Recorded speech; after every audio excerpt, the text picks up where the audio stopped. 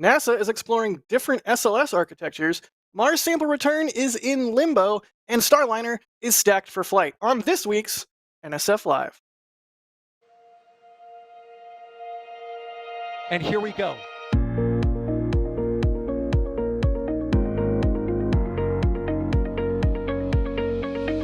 have liftoff. Propulsion continues to be nominal. R68 chamber pressure looks good. Doubling up. Roger, roll, planet. Water towers, fly! Yes! Tango down to nominal. Fighting downside FD off. Bring in FD off. Off. It's orange! 145! Oh my god! Decollage. Look at this! Put that in the big bag, Eagle. 343 unfolds to go. Indeed. We rise together, back to the moon and beyond. The methane will be igniting in the flare, correct? Yikes. You dead? Sure. We don't need any more of these.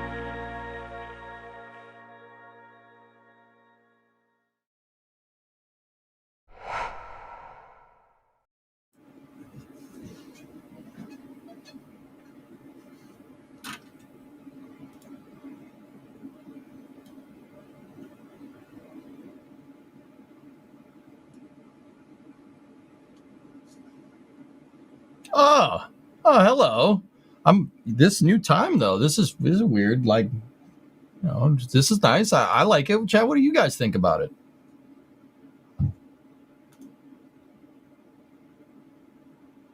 Whoa. That camera. Yeah.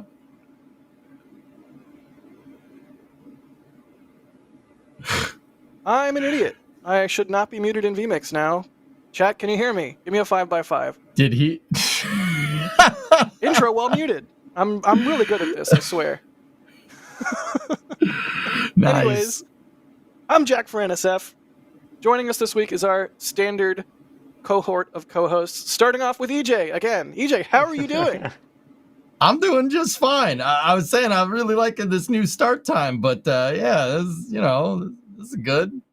It's probably just sitting here talking to myself. I mean, I do that every day. I sit in a room alone and talk to a wall. So, it's kind of par for the course. Anyway, how you doing? I mean, slightly better than a wall, I suppose. Doing good. Yeah, no, I like talking to you better than the wall. Really? That's high praise. Thank you, EJ. Also joining us this week is good old Sawyer. Sawyer, how you doing, bud? I'm doing good. At least when you talk to a wall, there's at least a camera and a chat on Twitch that you have. When I talk to the wall, I don't live stream it, so it's kind of just me. But love seeing the 5x5 at 5 Eastern. Oh, indeed. I like that. As we continue to explore this format, we did a little bit of a format change. We changed the day. Now we're tweaking the time based on some feedback from y'all. So let us know what you think of the 5 p.m. Eastern start time. I'm kind of into it. I don't know what you guys think, but a little bit earlier, get some more European time zones in there where it's not super insanely late, although I guess it's still kind of super insanely late. But yeah, I don't know. Constantly trying to figure out what works best for NSF Live, so hopefully y'all like the time switch. But yeah, that was based on community feedback, so keep the feedback coming. We will keep listening. Well, it's been another week of fun, exciting stuff in spaceflight, and some slightly confusing or disconcerting stuff, which I think we'll get into. But I don't know. What do you guys just want to start right off? Anyone have any beef with the week that they want to bring in before we start talking about space stuff? Dude, I think we should go right into the space stuff. I want to talk about that battery that went through somebody's front porch. Yeah, I got beef about that. Holy cow. That's not good. I want to hear. Great, Bob. I want to. Yeah, not good, Bob. I want to hear what you have to say. So my admittedly limited understanding is something along the lines of, due to various delays with cargo resupply missions, they ended up having an exceptionally large trash disposal, which involved these batteries. So it's like one of, if not the biggest, trash dumps the ISS has done. And yeah, batteries made it all the way to the ground, huh, EJ? Yeah, so what NASA's doing is okay, let me just bring everybody up to speed. In case you guys didn't know, what happened is that guy was just minding his own business in his house, right? And all of a sudden something came crashing through the roof, Donnie Darko style, right? If you know what I mean, right? So the thing is about the size of like a fantastic movie. Sorry, go ahead. Yeah, right? No, it's good. It's absolutely. It's about the size of a soda can, and we're trying to figure out what it is. And it was actually one of the cells for one of NASA's batteries that was being used on the ISS. Now, why is NASA jettisoning batteries off the ISS? What are you doing? Well, over the last couple of years, NASA has embarked on upgrading the ISS's power systems. So the International Space Station has actually powers at a premium on a space station like that. It turns out when you need to supply the breathing air, you need to supply water, you need to supply communications. That's a big one. Gyroscopic control on the Z1 thrust segment to keep the ISS actually on an even keel, so to speak. I mean, it's not floating in water, but you get the idea. Your power is at a premium up there. So what NASA has been doing over the last couple of years is, the biggest obvious ones are the rollout solar arrays that they've been putting on. But they've also been replacing the batteries as well.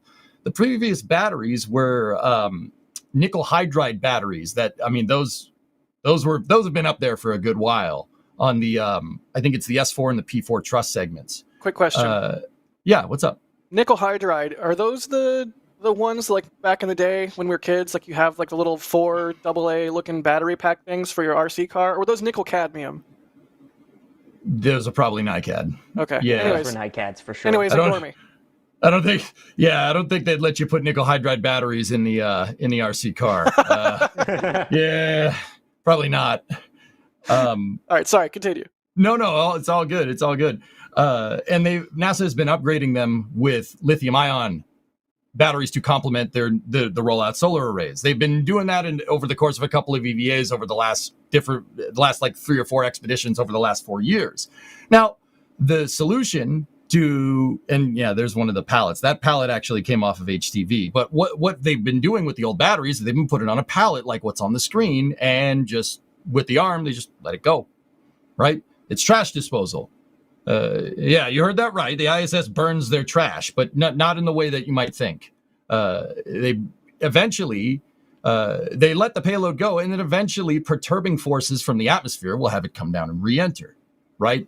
And the idea is that everything should be burning up in the atmosphere, but that didn't happen here, right? The ISS has positive traction. No, sorry, something different. The Utes. That's something different. So the battery did re-enter, and because you launch from Florida to.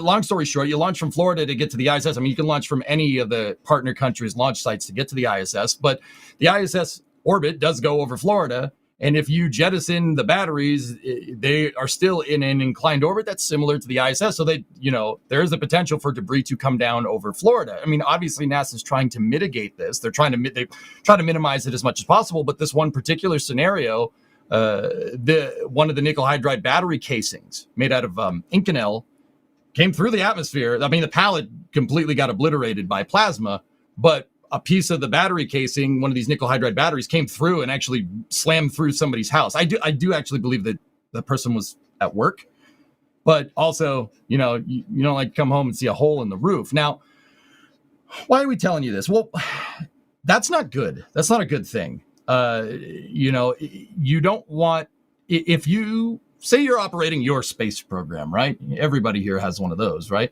Say you're operating that, right? If you have the expectation that you're going to jettison this debris to re-enter, you want it to all burn up. You want it to completely burn up. You don't want anything getting down to the surface. But that is not what happened here. So now you got a big problem, right? Because the thing about running a space program, and particularly operations, especially at a space station like that, is understanding what's going on and understanding what's happening with the station and understanding what the operations are, right? So if, you jettison this thing with the expectation that it re-enters and it comes back down and it doesn't, something happened that you didn't anticipate. And that's not a good thing. Right. NASA said they would be conducting their own mishap investigation about this. But either way, it's that's not good having debris come down, especially in populated areas. This is more of my opinion now here, but I think that any type of debris that comes down, albeit spent stages, a satellite that could be at end of life, trash from the ISS, a disposable like resupply craft, anything that comes down and reaches the surface is bad. It doesn't matter where it launches from. It doesn't matter how, any type of debris that makes it down that's intended for disposal coming through, especially landing in populated areas, is not a good thing. And NASA, like, you got to figure out why this happened. Now, don't get me wrong. The cylinder that came through is an Inconel cylinder. Inconel is something that's used a lot. It's a metal alloy that gets used a lot in the aerospace industry. It's known for its high temperature resistance. So like rocket engines are made out of Inconel sometimes, right. Or jet engines, for instance, right? Now, the piece that came through is only it's 725 grams, which is nothing. That's not a lot, but still that's something. You don't want to do the old Jebediah Kerman and be like, it's just a small piece. It's fine. Every bit of behavior here needs to be understood, right? Because that thing did something you didn't want to, and you don't want your engineering or operations to deviate from what's intended. Well, and they tried that in the past. It didn't work. It didn't end well. So anyway, that's what's going on, guys. It's not ideal. You said it's your opinion that it's more that your opinion that it's bad that any debris hits the ground, but I think you're selling yourself short. I think that's just fact, right? Like, you don't want any kind of material making it to the surface, and it's just it's not great. But there are so many. From my understanding, as not a rocket scientist, is that it's incredibly hard to predict exactly where something will actually re-enter, right? Especially when it's on sort of I don't know, is uncontrolled the right word to use? Like, you know that atmospheric forces over time are going to slow it down and it's going to re-enter. But from what I remember reading, they didn't quite know where it was going to re-enter up until like the last orbit or two.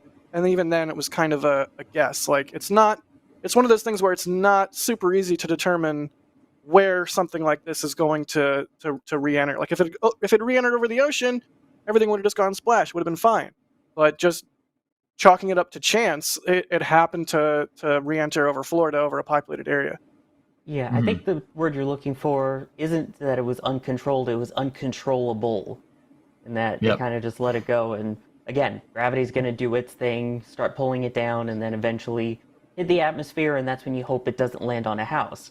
It's different from something like, say, Skylab, which that came down, and I mean, poor Australia got littered with pieces of our first space station. Right. At one point, I believe there was actually a radio station in Australia that sent a bill to NASA. It's like, hey, you got to pay the bill for littering. But I think that's the big difference there is we've learned, we know roughly that everything should burn up, especially that size, but yeah, that kind of issue of it shouldn't be landing over houses. And I saw someone asking in chat, and it was a really good question, why not aim for Point Nemo? It all comes down to this is when they were able to jettison it and throw out the trash, and they figured it should be fine. What's the worst that could happen? Right. Which in spaceflight is not always the best methodology to go about. But like we were talking about, this, it's not like NASA has never done this with ISS trash. But this time, because HTV was retired and there's no other way to get rid of it, basically there was an extra large chunk of trash, and now we're here. Not the best. I don't know, EJ. Well, what would be your reaction if you came home and there's a hole in your roof? I mean, my initial reaction would be, can I keep this? and then can you fix that? If not, can I keep this? I need this is going in my collection. Debris coming down in populated areas is bad. My reaction would not be that would not be great. a couple people in chat were saying the gentleman who owns the house, his son was home. Like, I don't like that. We don't need anybody getting, I was going to say we don't need anybody getting Donnie Darkoed here. You know what I mean? That's not good. Right. And I referenced it 2 times in a row. That's allowed. I won't reference it again. Don't No, worry. you can. It's a great film. It's a fantastic film. It's like a cultural touchstone of my childhood. Yeah. Hey, I'll if I can't allow it. repeat puns, he can't repeat movie references. I'll make that deal. All right, so I, as the arbiter of everything, I suppose that I just made myself, Sawyer, you're allowed to repeat puns. EJ is therefore allowed to repeat movie references. All is right in the world. You were so Chad. preoccupied whether you didn't stop to think if you should. Damn it. Chad, if you have any questions, be sure to tag at NASASpaceflight and ask your question.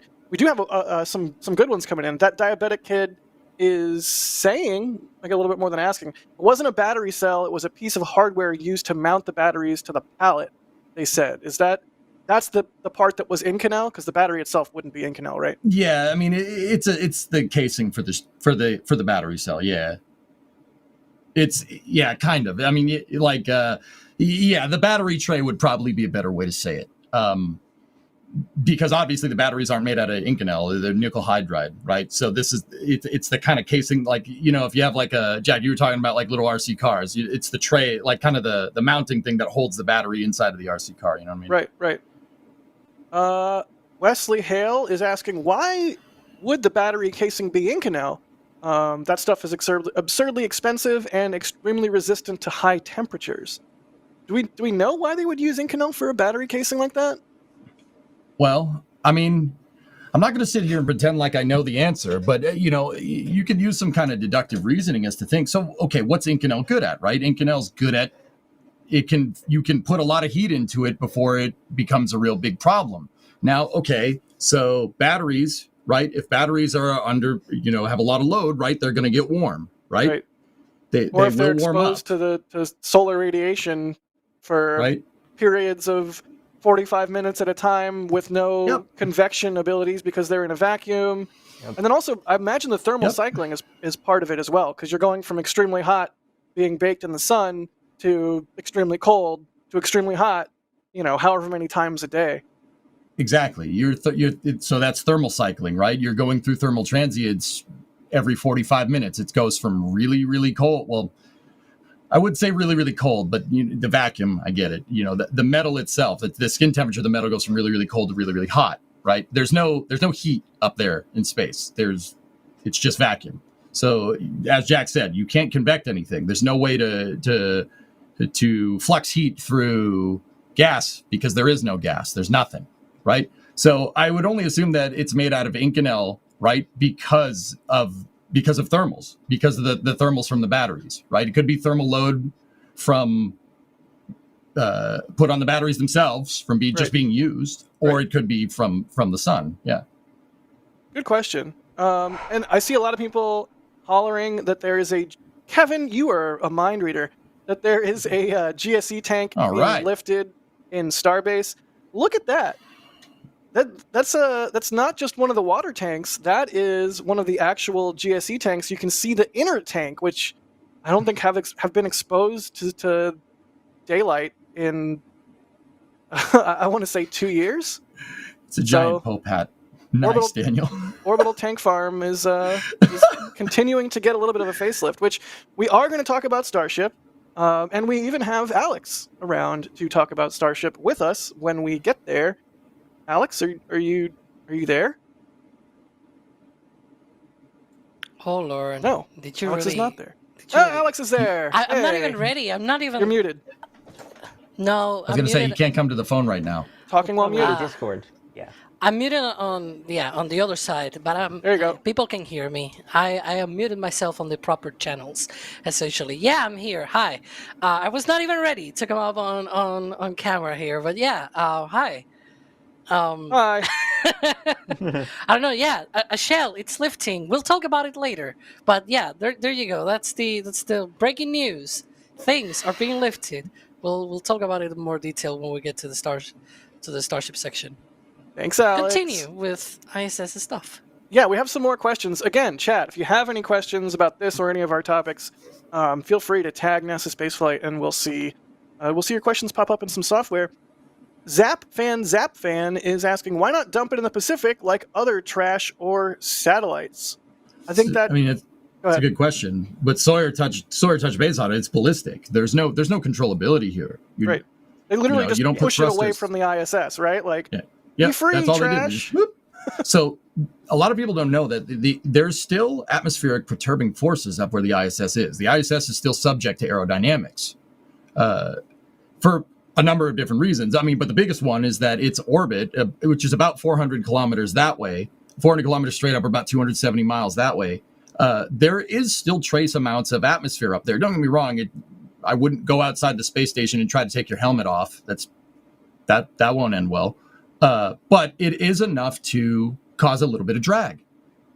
And that will degrade the ISS's orbit over time. That makes it so you can jettison trash. You can just let the trash go, and eventually it'll burn up. Right. But in this particular case, it didn't work very well. The other thing is that, so I know what people are going to say, why keep it in an orbit like that? Well, one, if it's in a lower orbit, it's easier for spacecraft to get to it and have more payload, right? If the ISS was in a higher orbit, your resupply missions wouldn't be able to take as much because of the tyranny of the rocket equation, right? Right.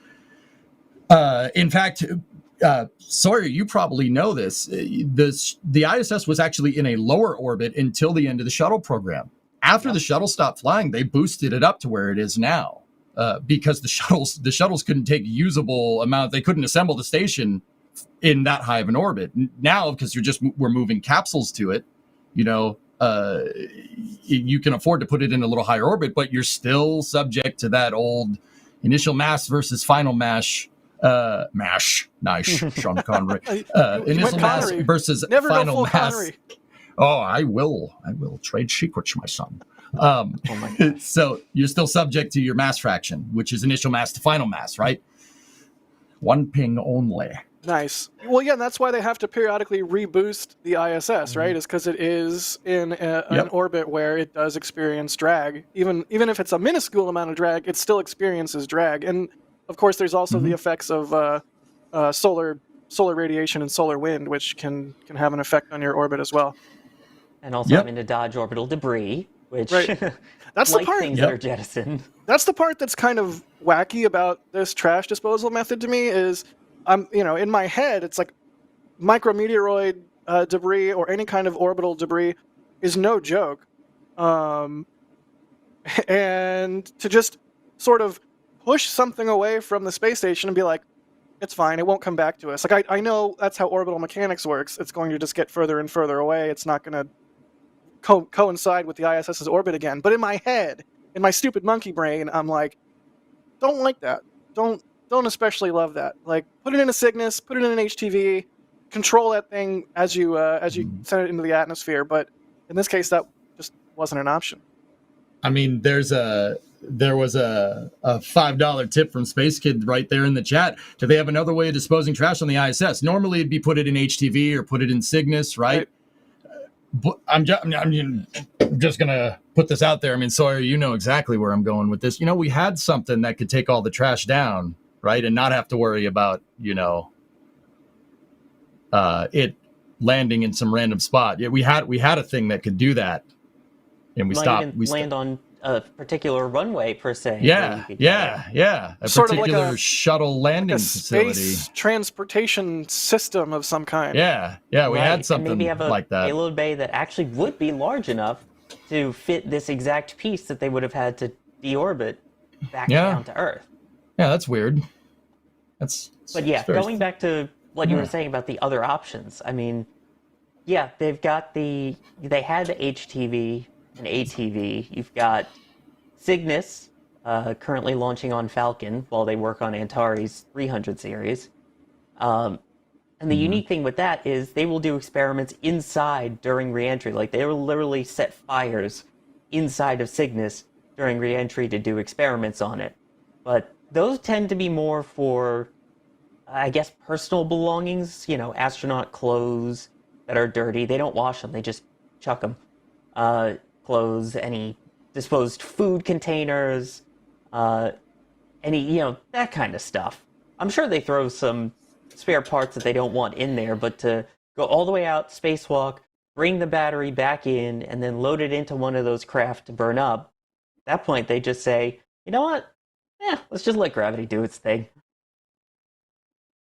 I mean, yeah, those batteries are, like we could touch on like ISS stuff here while we're at it. Those batteries are external payloads. So the ISS has, there's two different types of payloads that you can put up to that thing. Like, I mean, it's a little more complicated than that, but there's external payloads and then there's internal payloads. Now, some internal payloads, so the rack system that they use in the US on the USOS side of the station, those are designed to be brought up in spacecraft, like inside. You can move them around inside the space station. In fact, the CBM, those square passageways that they have that you see in the background for the ISS that say port, starboard, fore, aft, zenith, nadir, right? The scientific racks that they use on the ISS are designed to go through that. They're designed to be moved inside of the station. Now, that being said, there are some payloads using the Japanese experiment module that can be put on an external platform through a small airlock. But these batteries are an external payload. It's something that would have been brought up in the HTV's unpressurized payload bay or the space shuttle's unpressurized payload bay. Like an example of an external payload would be one of the modules. Or like the Destiny module, that you're not putting that inside of anything else, right? These batteries originally rode up on the truss segments. They rode up on particularly the part of the truss segments where the solar panels actually move.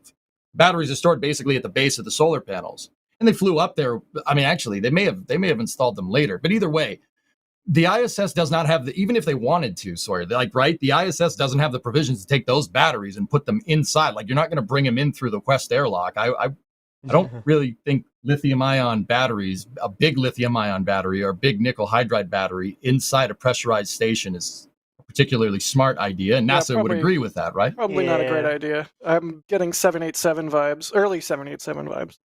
They bring it into their sleeping quarters and cuddle with it at night. That's what they do with them. Yeah. They have like the iPad cases that kids have where it's like a stuffed animal around the iPad. It's like a stuffed animal around a battery casing. Insane, what was it? Insane in chat. What is it? Insane on E2 says, why not have a nanobot that eats stuff? Aside from being outside of our realm of technical capability, that's also how you get into like end of the world gray goo scenarios pretty quick. No nanobots on orbit, please. But good shout. I saw that one go by in chat. I had to call it out. I mean, that person's mind is in the right spot. You have to find a way to be symbiotic, but it's really hard to be symbiotic in the vacuum, right? You have to find a way to work with it so you could be more sustainable, right? Because it's not like you can go down to a lake and just get a bucket of water up on the ISS, right? It costs a good amount of money to get a bucket or a tank of water up there, right? Right. That is the right kind of idea, right? That's what we want to do. You want to find a way for it to be self-sufficient, right? In preparation for, maybe in the future, a Mars transfer, but, sending humans to another planet or even, some type of transportation system down to the moon. A moon base needs to be self-sufficient, right? Right. You're not going to want to resupply the thing all the time. I mean, you could, but that kind of defeats the point of building a base there in the first place. One of my favorite science fiction things in general is a graphic novel series called Transmetropolitan, and it's not unique to Transmetropolitan, but it features heavily in the story where they have essentially a 3D printer, but you can input trash, and it takes apart the trash into atoms, and then uses those atoms to build whatever thing you need it to build, like a pair of sunglasses or whatever. So it's a matter replicator, like in Star Trek? Exactly, yeah. Like, sign me up. Use the Force, Harry. Also, I love the first thing you think of that it could turn into is sunglasses. Well, that was actually in Transmetropolitan. Anyways, Alex might have a dissenting opinion here. Alex, do you want to yell for a minute? Well, let's see. Yeah. Orbital debris are really, really a serious concern. They are really a very important thing to take into account. But I was going to be the dissenting opinion, I guess, not pro orbital debris, but more like, let's understand why this happened, right? It's not like NASA just dumped a bunch of batteries out in orbit and they said, let it, whatever it happens with it, whatever. So the whole reason this happened goes back to 2018.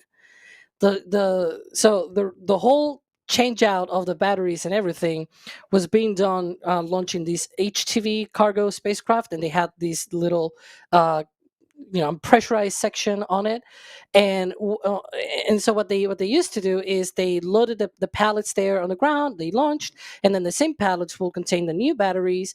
They will essentially remove the old batteries, put them on, and as they were doing that, they will change out and put the old ones on the pallet. The new ones will go into the station, so the pallet will be loaded with the old batteries, and then the pallet will go down with the same HTV spacecraft. But there was a problem in 2018, October 2018, the Soyuz MS-10 spacecraft did not reach the station because there was an abort in flight.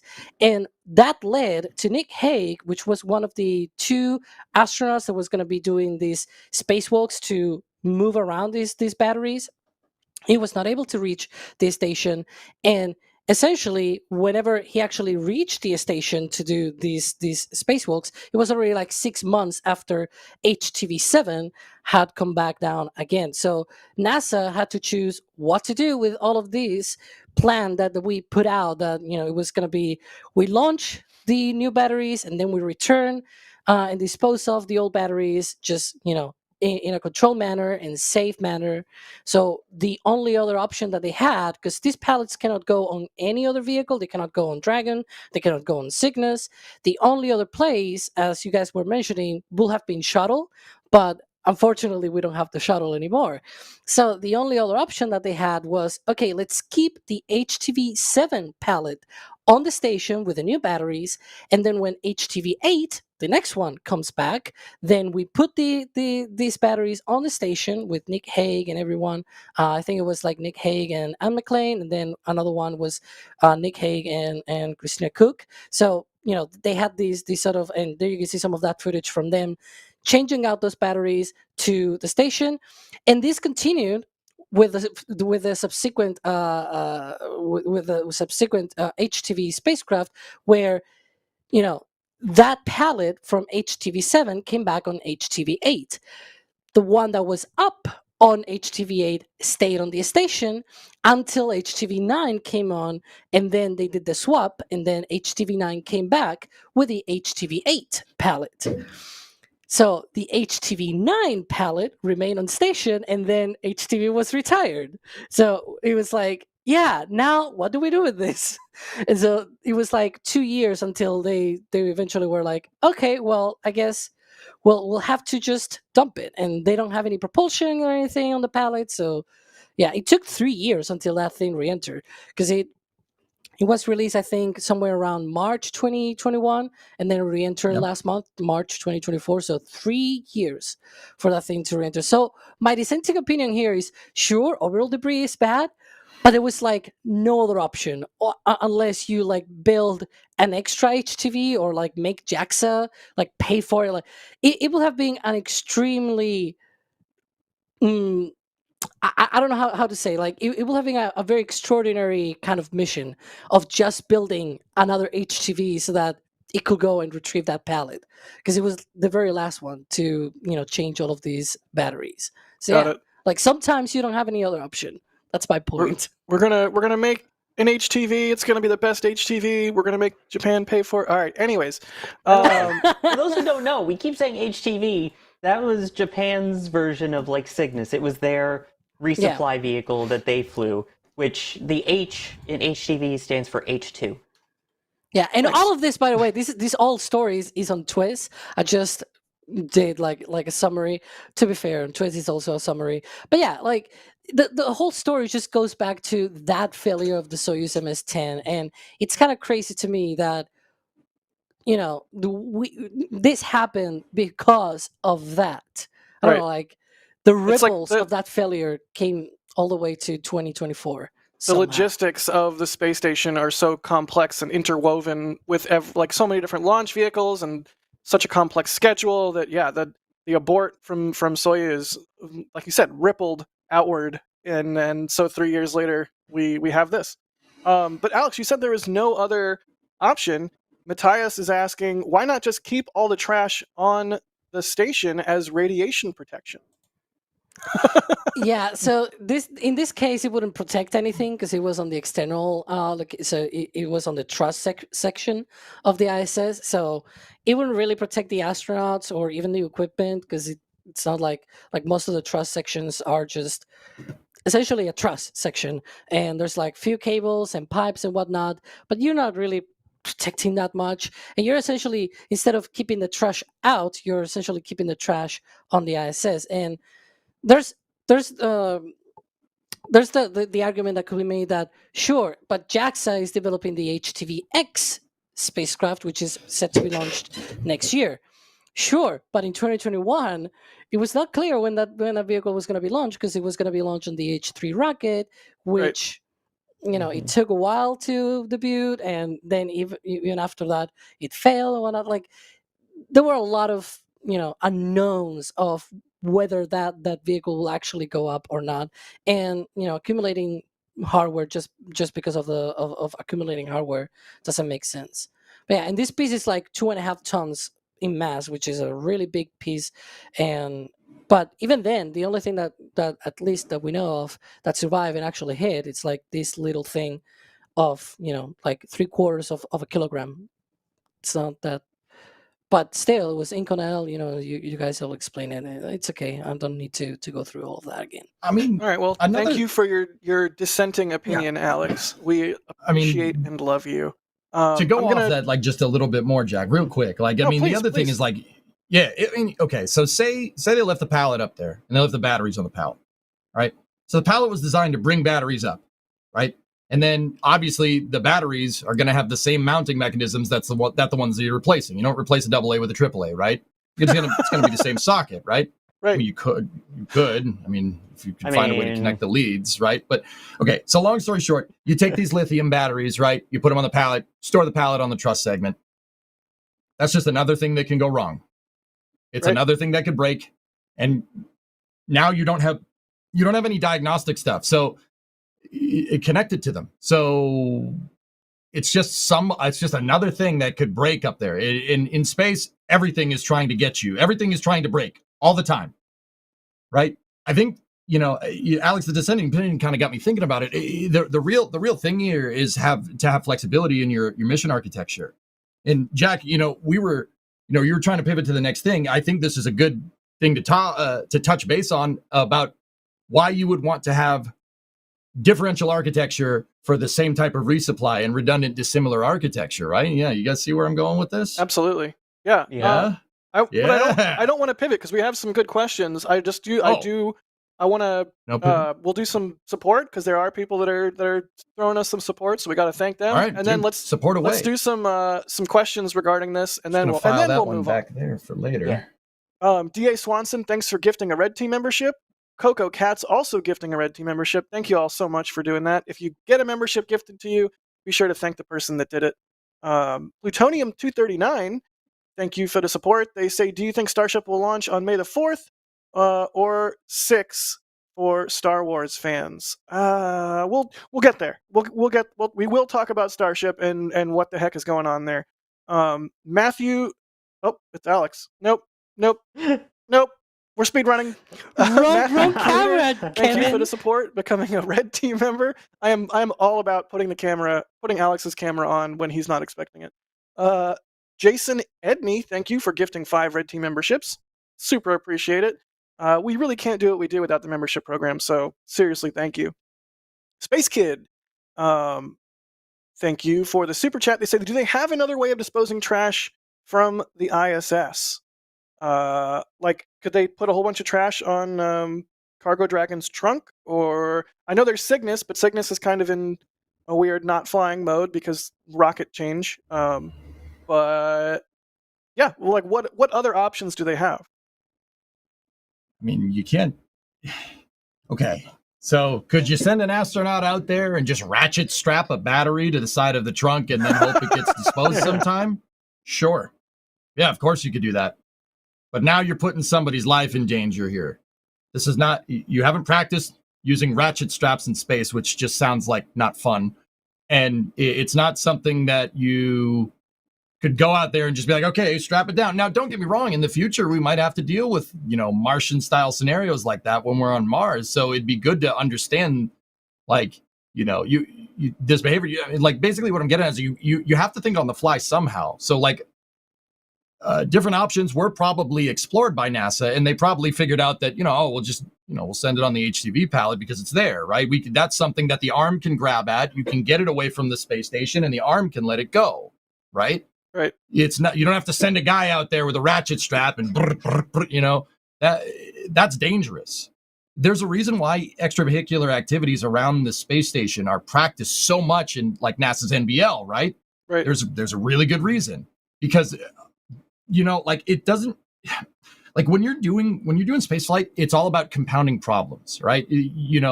Something's always going to break, something's always going to go a little bit weird, right? Say you're messing when you're trying to ratchet strap it down, you pop a hole in the glove. Is that a big deal? Is that going to like get you right away? No, it's not going to be that big of a deal. But if you ignore it, right, maybe another problem happens, and another problem happens, and another problem happens. If you're fine with deviation in your operations like that, that can lead to something bad, right? NASA's talked plenty of times about normalization to deviance, right? Now, that's NASA's talking about it in relation to like engineering, right? Like their engineering and this architecture, right? This one is operations, but still same thing. You go off script, right? Unlike us, we're off script all the time. Am I right? You mean the rails? Anyway, that too. I think this might be the Right? most on-script NSF live since the format change. Yeah, right. Yeah, no, What's we're wrong with killing it us? today, dudes. Yeah, no, well, we gotta step it up a little bit. Anyway, or step it down. I don't know. The problem is that anyway, going back to it, when you're going off script like that, you're really opening up the door to behave to a scenario that your astronauts haven't been able to deal with. And now, don't get me wrong, they're astronauts. Pretty sure they could figure it out. But even like poke it like a pin-sized hole in your suit is enough to be like, okay, we gotta go. You're Right. gonna run out. You're not running out of oxygen right now, but you're going to. Get in the Right? airlock. That can Get in the screw up airlock. Yeah, exactly, right? If you guys notice, like, Kevin had some EVA footage up from time to time. If you guys actually go and watch one of these EVAs, astronauts like every 15 minutes are checking their gloves, glove check. They tell them to do this, and you see like the cameras that are on the EVMUs, right? Their spacesuits, and they do this. They show mission control they show their gloves to the camera to make sure there's no holes in them. That's like something that you have to do all the time. You have to constantly check, like after every bolt gets tight.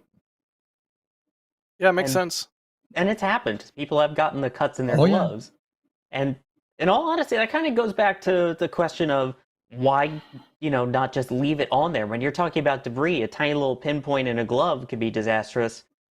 There's a tiny little hole in the ISS still that's leaking air. I mean, it's very much under control. It's not a big deal. They're obviously breathing just fine, but that tiny little piece of debris, if something chips off of it and bangs right back into the station, you've got the potential for a problem. Mm-hmm. It's really easy up there, and we're spoiled by what NASA and what SpaceX do. It's really easy for something to go very wrong up there.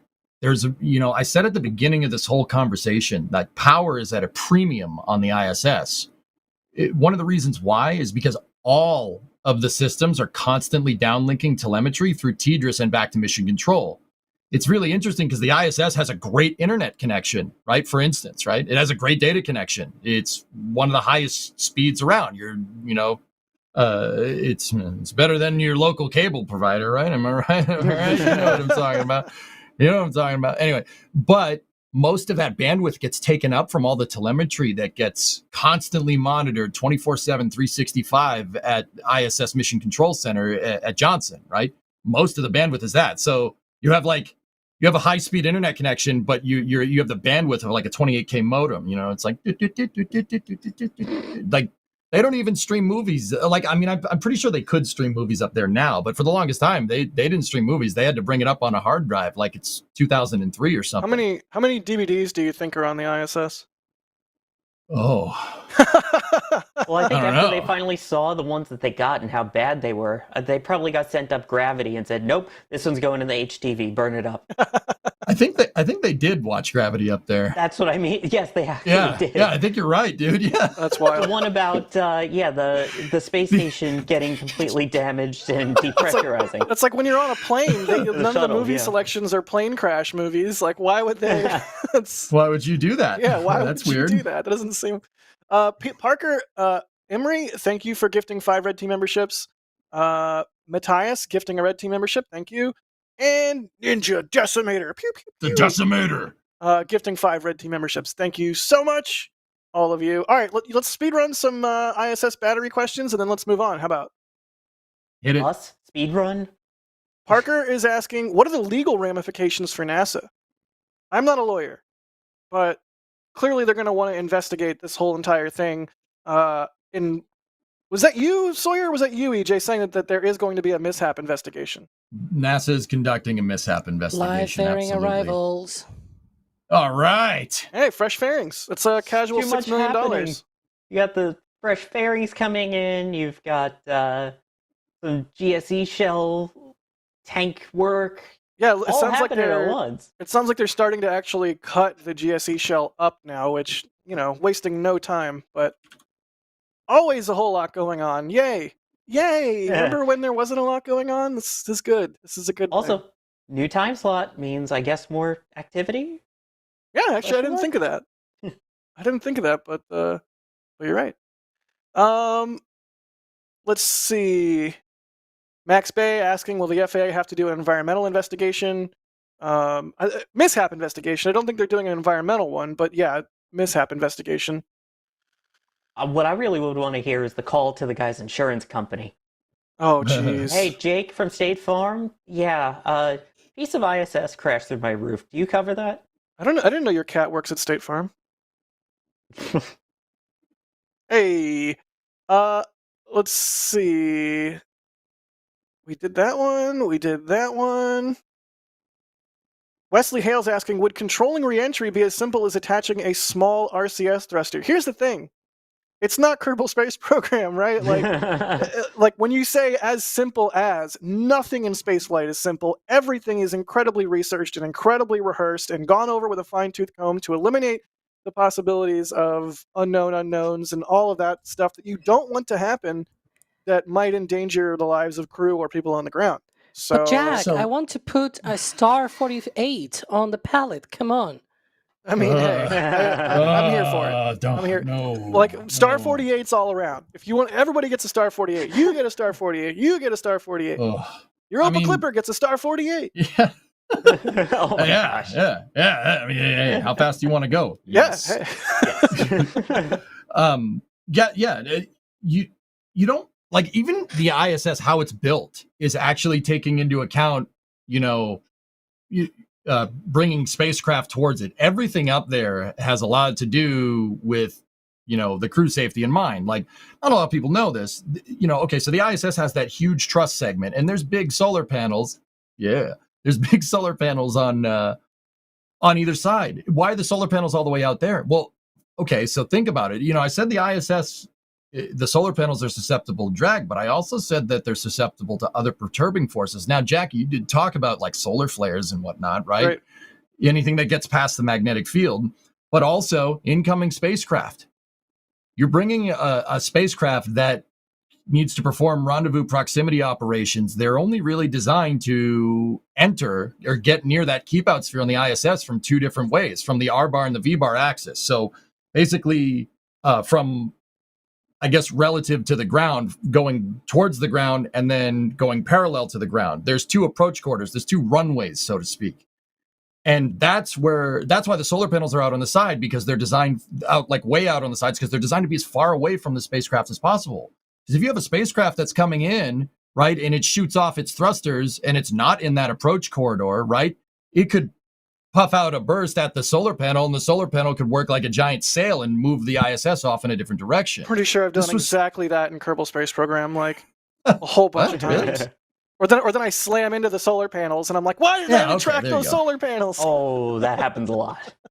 Right? Yeah, exactly. You everything everything is very well choreographed down to just how a spacecraft gets near the space station. So now, because your batteries and that pallet are up on your truss segments, right? And you want something with RCS to go up there. Now you're outgassing in places where the space station was never designed to have thruster force applied to it, right? You could outgas and gas could get trapped and react with a wire or something, or it could react with the batteries or something in a way that you don't know. There's so many things that you could go wrong just by not having a spacecraft that shoots out gas for reaction control, not being in your R-bar or V-bar alignment approach corridors. You're introducing a huge bunch of variables. And I mean, there's risk adversity, right? And then there's just being crazy with your space flight.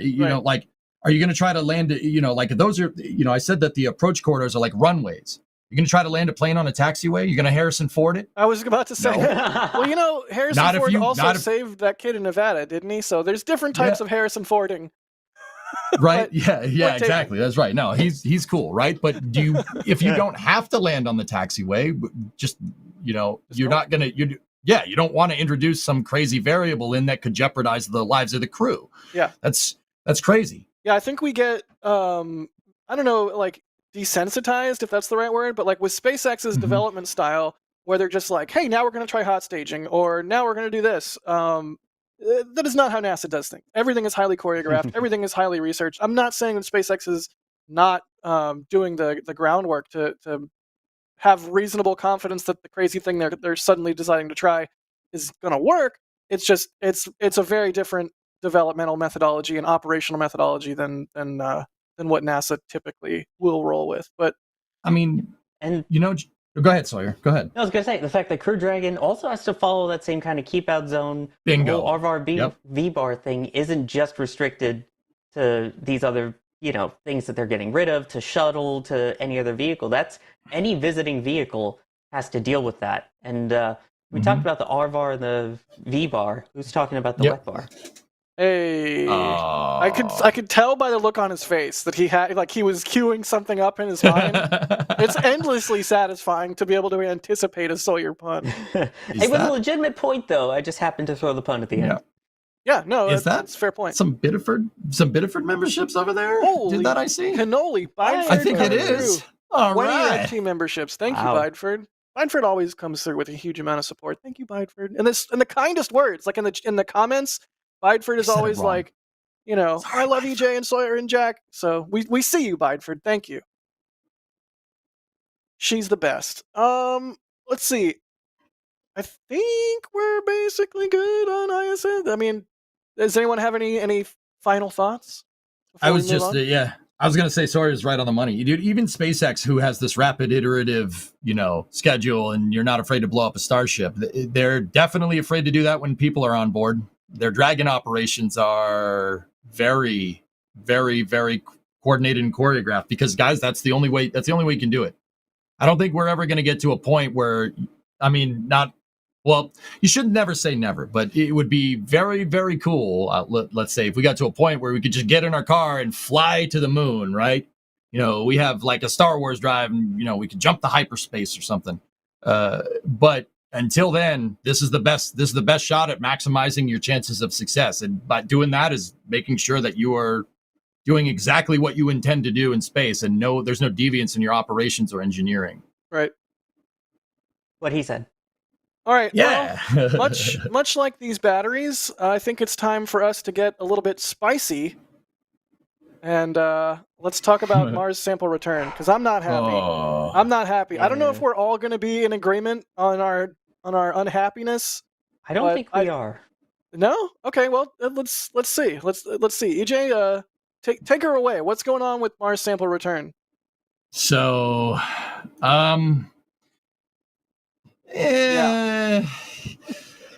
You know that thing, that meme where the guy takes the flex tape and he slams it against the leaking tank? Yes. Yeah. Kind of. What's going on is kind of like that. You're flex sealing the program. So basically, okay. So what's going on here?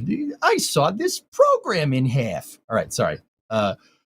So what's going on is that there was a press conference on Monday, and it had Bill Nelson and a couple of other NASA folks in it. And they basically said that they are going to not pull the plug on the Mars sample return mission, but they're basically going to start over. They're going to hit the reset button. They're not getting rid of it, but they're going to hit the reset button. The reason why is because there were cost projections from 2 independent review boards and NASA themselves, they kind of all ended up being in concurrence here, that the mission would not be able to get samples back from Mars till 2040 at a total cost involved price tag of $11 to $12 billion. Now, anybody that knows a little bit about the Artemis program knows that, after we, spend some time on the moon, Mars is the target. And, per NASA's own timelines, the 2040s is when we're going to send people there, you know? So they thought that, the whole point is to get a sample return here so we can understand what it takes to send people there, right? Right. The timelines basically just don't line up at all, right? And they said that it was mainly budget and schedule related issues that was going on here. And so basically what NASA is going to do is hit the reset button and then put out what's called an RFP or an RFI first. So what's an RFI? Request for information. Requests for information happen when NASA has a task that they need to solve, right? And they basically go, all right, hey, everybody, general announcement here. If we were going to get samples back from Mars, how would you do it? If we wanted our samples back from Mars, how would you do it, right? And, they get proposals and information about, how you'd go about doing that. Basically, NASA's going to leverage commercial. From what it wasn't, they didn't say it, but it was heavily implied that they were going to try to leverage commercial for a Mars sample return. And that's, NASA is known to do stuff like that. Just because they have an RFI or an RFP, right, doesn't necessarily mean that they're going to, like hire SpaceX, for instance, right, to go and get that Mars sample. Like, even though Elon said he said that, with Starship development going at the rate it is, I could get it in 5 years, which I would love to see that. That would be cool. Not skeptic. Would love to see that, but okay. But, NASA has taken RFIs in the past and then been like, oh, yeah, this is a good idea. Yeah, we'll do that. Bye. Yeah, we're going to do that. I'll see you later.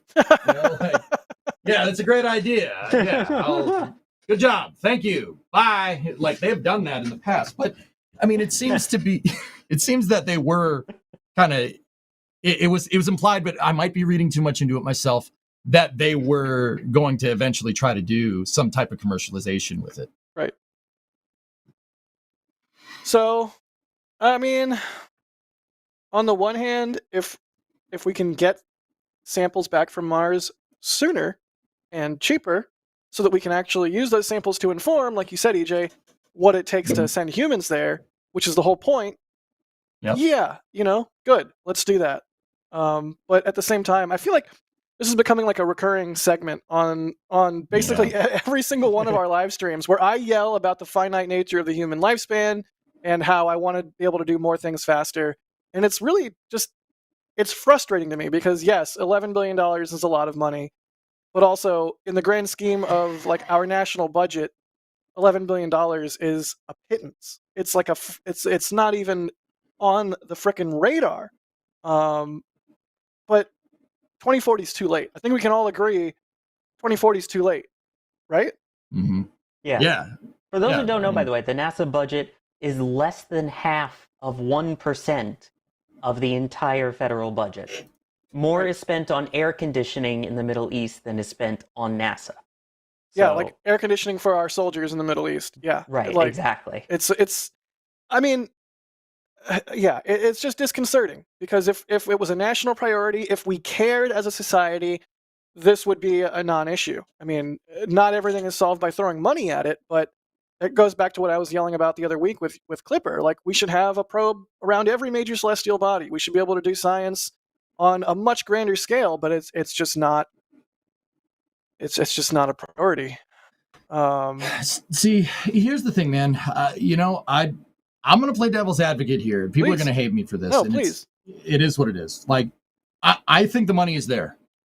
To be honest, I think the money's there. 11, you know, NASA wasn't cool with $11 billion over the course of the program. Keep in mind, that's $11 billion over like the next 15 years, right? Right. Or 16 years, excuse me, right? That is not a small amount of money. Like, they weren't cool with $11 billion, but I think, like, what was the original cost estimation for the program? Like $5 billion? $5 billion. I would always contend to say that I think the money is there. I think an overall mission architecture is not, right? Yeah. Because, you know, how many times do we hear, oh, well, you know, our eyes are bigger than our eyes are bigger than our stomachs, right? We thought this was going to take $1 billion and it ended up taking like 20. It's like, oh, okay. Yeah, cool. Right. Like, what's going on? Like, I'd be curious to understand what's going on with, you know, budget projections for what, you know, NASA thinks they can do and what they end up having to pay for this stuff. Like, I mean, you guys all know that SLS right now carries a heavy price tag. Everyone knows that. Right. I mean, NASA by law has to tell us their pricing, right? You know, if we launched it more, the unit price could go down, buying in bulk, the Walmart solution, right? Like, that's Right. the way to do it. Or Amazon. I mean, Amazon does the same thing, right? Somebody get NASA Costco card. Yes. Right?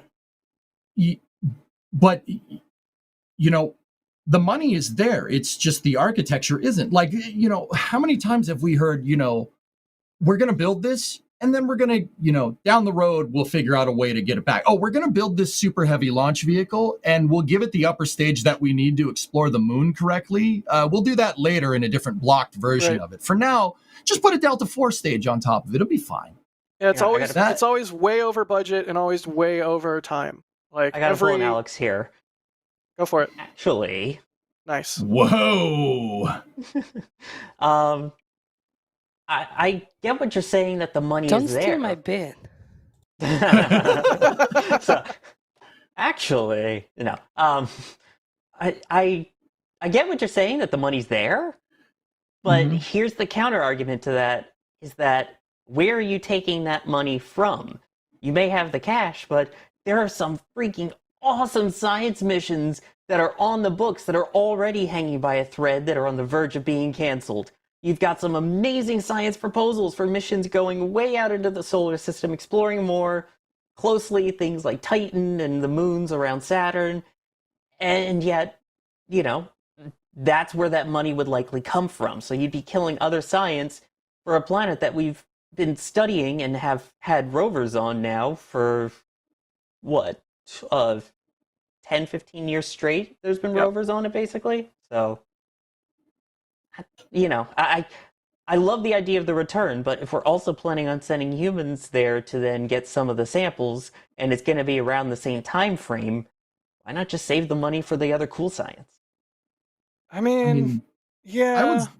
That makes sense, but, you know, I would make the argument against that. I'm going to actually you right back. Well, actually, no. I would make the argument that, you know, everybody throws this around all the time. If you listen to the NASA press conferences as much as we do, guys, everybody throws around the whole sustainability thing. We want to do this because it's sustainable. We want to do this because it's sustainable. Well, okay, the most sustainable space program is the one that never launches. Like, let's be real. Like, it's true. Right? Look at SLS. We've had one launch since 2014. One launch in 10 years. That's clearly the most sustainable one. SLS is one of and Orion by proxy are two of the longest running programs in NASA's history. I think Voyager is longer, right? I think it's important to I think, you know, if we're going to talk real political sustainability here, it would be good to have your science missions reinforce what your human spaceflight missions are doing. They should be precursor missions too, right? Absolutely. Now, I'm not saying we shouldn't go out to Titan. I want Dragonfly to fly just as much as anybody else. And if we're gonna, you know, if we're gonna have to, you know, move costs around, right, between programs, you know, I would rather have it support programs that are actually going to get people out here. Basically, the science missions and the human missions have to work together. Right? Just like the Surveyor missions worked for Apollo. Right? And even, I mean, in Sawyer, you know, it's funny you said that because that's what they did during Apollo. Apollo 12 Al Bean and Pete Conrad, they landed next to Surveyor 3, and Surveyor 3 had a little shovel on it, and it scooped out a piece of moon regolith, and they took the shovel back with them with the dirt in it, right? Mhm. So it's doing exactly what you're saying. You know, they had something, went and collected the sample, and then they landed next to it, got the sample, and left, right? Right. You have the to have your sample is programs collected already for this one. Yeah, exactly, right. Yeah, the rovers out there are they're plopping the samples down on the surface of Mars. You just got to get a guy to go pick them up. You don't even need the shovel, right? But I think it speaks to, you know, and this is why I say it's kind of more of an overall mission architectural problem. You know, we're kind of all over the place. We're doing this, we're doing this, we're doing this, we're doing this. And don't get me wrong, if I had it my way, all these missions would be funded. Yeah. Right? Like, duh. You know, like part of why we do what we do, dudes, is because we want people to know about this stuff and we want to show how important it is. And we want to get everybody on board. Like, look, this is vital. We should be doing more of this. This is good stuff. It's also super entertaining. Like, rocket launches are pretty awesome. I mean, yeah, they're that's all right. pretty cool, right? So, I think that the argument of like, oh, we got to take away from this program and put it in this program, I think that's what you should be doing, you know, and that sucks. No one wants to see a program get defunded. But here's the other thing to think about. Programs, NASA programs, any government program is funded on a bell curve, right? You're not going to spend $60 bajillion in the first year for your program. It takes time for your program through research and development. Right. And you're going through your preliminary design review, your critical design review, fabrication, testing, and then all the way into operational cost. Funding should peak right around your first operational mission, right? Right. And then it should go down as you roll over into operations, right? Right. So you can take these missions and you can swap them around. You can have different missions go up at bat and get the funding, and you can move funding to other missions. So in that particular regard, like, defunding missions is not necessarily a bad thing. It's just, you shift the costs here, because like Dragonfly isn't launching for a little while. Mars Sample Return is something. Yeah, it's not launching for a little while. You would ramp up in the next couple of years, but right now you could use that for, the time to get Mars Sample Return figured out was like 5 years ago, right? But, in an ideal world, they would have done that. Funding would be ramping down for MSR now and moving to Dragonfly, moving to other missions, other precursor missions for where we want to eventually send people or gain some scientific understanding. The real sustainability is getting these programs to work together, and we don't seem to do that. There's nothing that works together. Do you get the vibe that there is a funding shuffle, except it's funding shuffle to keep SLS humming along versus a funding shuffle to like have a cooperative effort between science missions and human missions? Like, to what extent is NASA balking at $11 billion, them looking at their balance sheet and thinking, oh geez, well, we got to protect SLS above all else because that's our flagship. Sawyer, I mean, is that a fair inkling on my part, or would you disagree with that? No, that's the exact thing I was just going to bring up, so I'm glad you mentioned it, is the fact that, when we talk about SLS, it's over budget, it's double what we expected. And we go, well, yeah, but this is to get humans back into space and to go to the moon and to Mars and beyond. We don't bat an eyelash at it, partly because we kind of can't, but that's a whole nother story. Whereas this one, again, you're talking doubling the cost of the mission, and now it's, well, maybe we'll need a contractor, or maybe we just don't do it at all. There really is that emphasis on certain missions. And yes, the Mars program tends to get the higher priority. Definitely anything with crew flight gets very high priority, and in particular Artemis. So it's kind of that catch-22 there of, you can bump up SLS, which is double the budget, but now as a result, the science one that you want to double the budget on is questionable. Alex, do you have a dissenting opinion? I like Alex's dissenting opinion. Oh, hang on. Okay, I didn't expect to come in this quickly. Alex has risen into frame. If you're gonna ping me in the back channel and say you have a dissenting opinion, you got to be ready on a hair trigger. Oh, come on. No, but it's not. I mean, I put it in quotes. Dissenting opinion. It's more that when you look at in perspective and with the history of NASA, you look at the problems with Mars sample return, which all of you were talking about, and it all boils down to NASA wants to do a very complex mission on a very complex objective. Like, there could be ways to simplify the Mars sample return mission, but it also means that the science that they return is much simpler. So the whole reason why this mission is the way that it is, as you know, because a lot of people have said, well, if you want samples from Mars, just launch some lander that just scoops the rocks, whatever, like lands anywhere on Mars. It just scoops the rocks, puts it on a rocket, lift up, and like whatever. The thing is, this is not what Mars sample return is all about.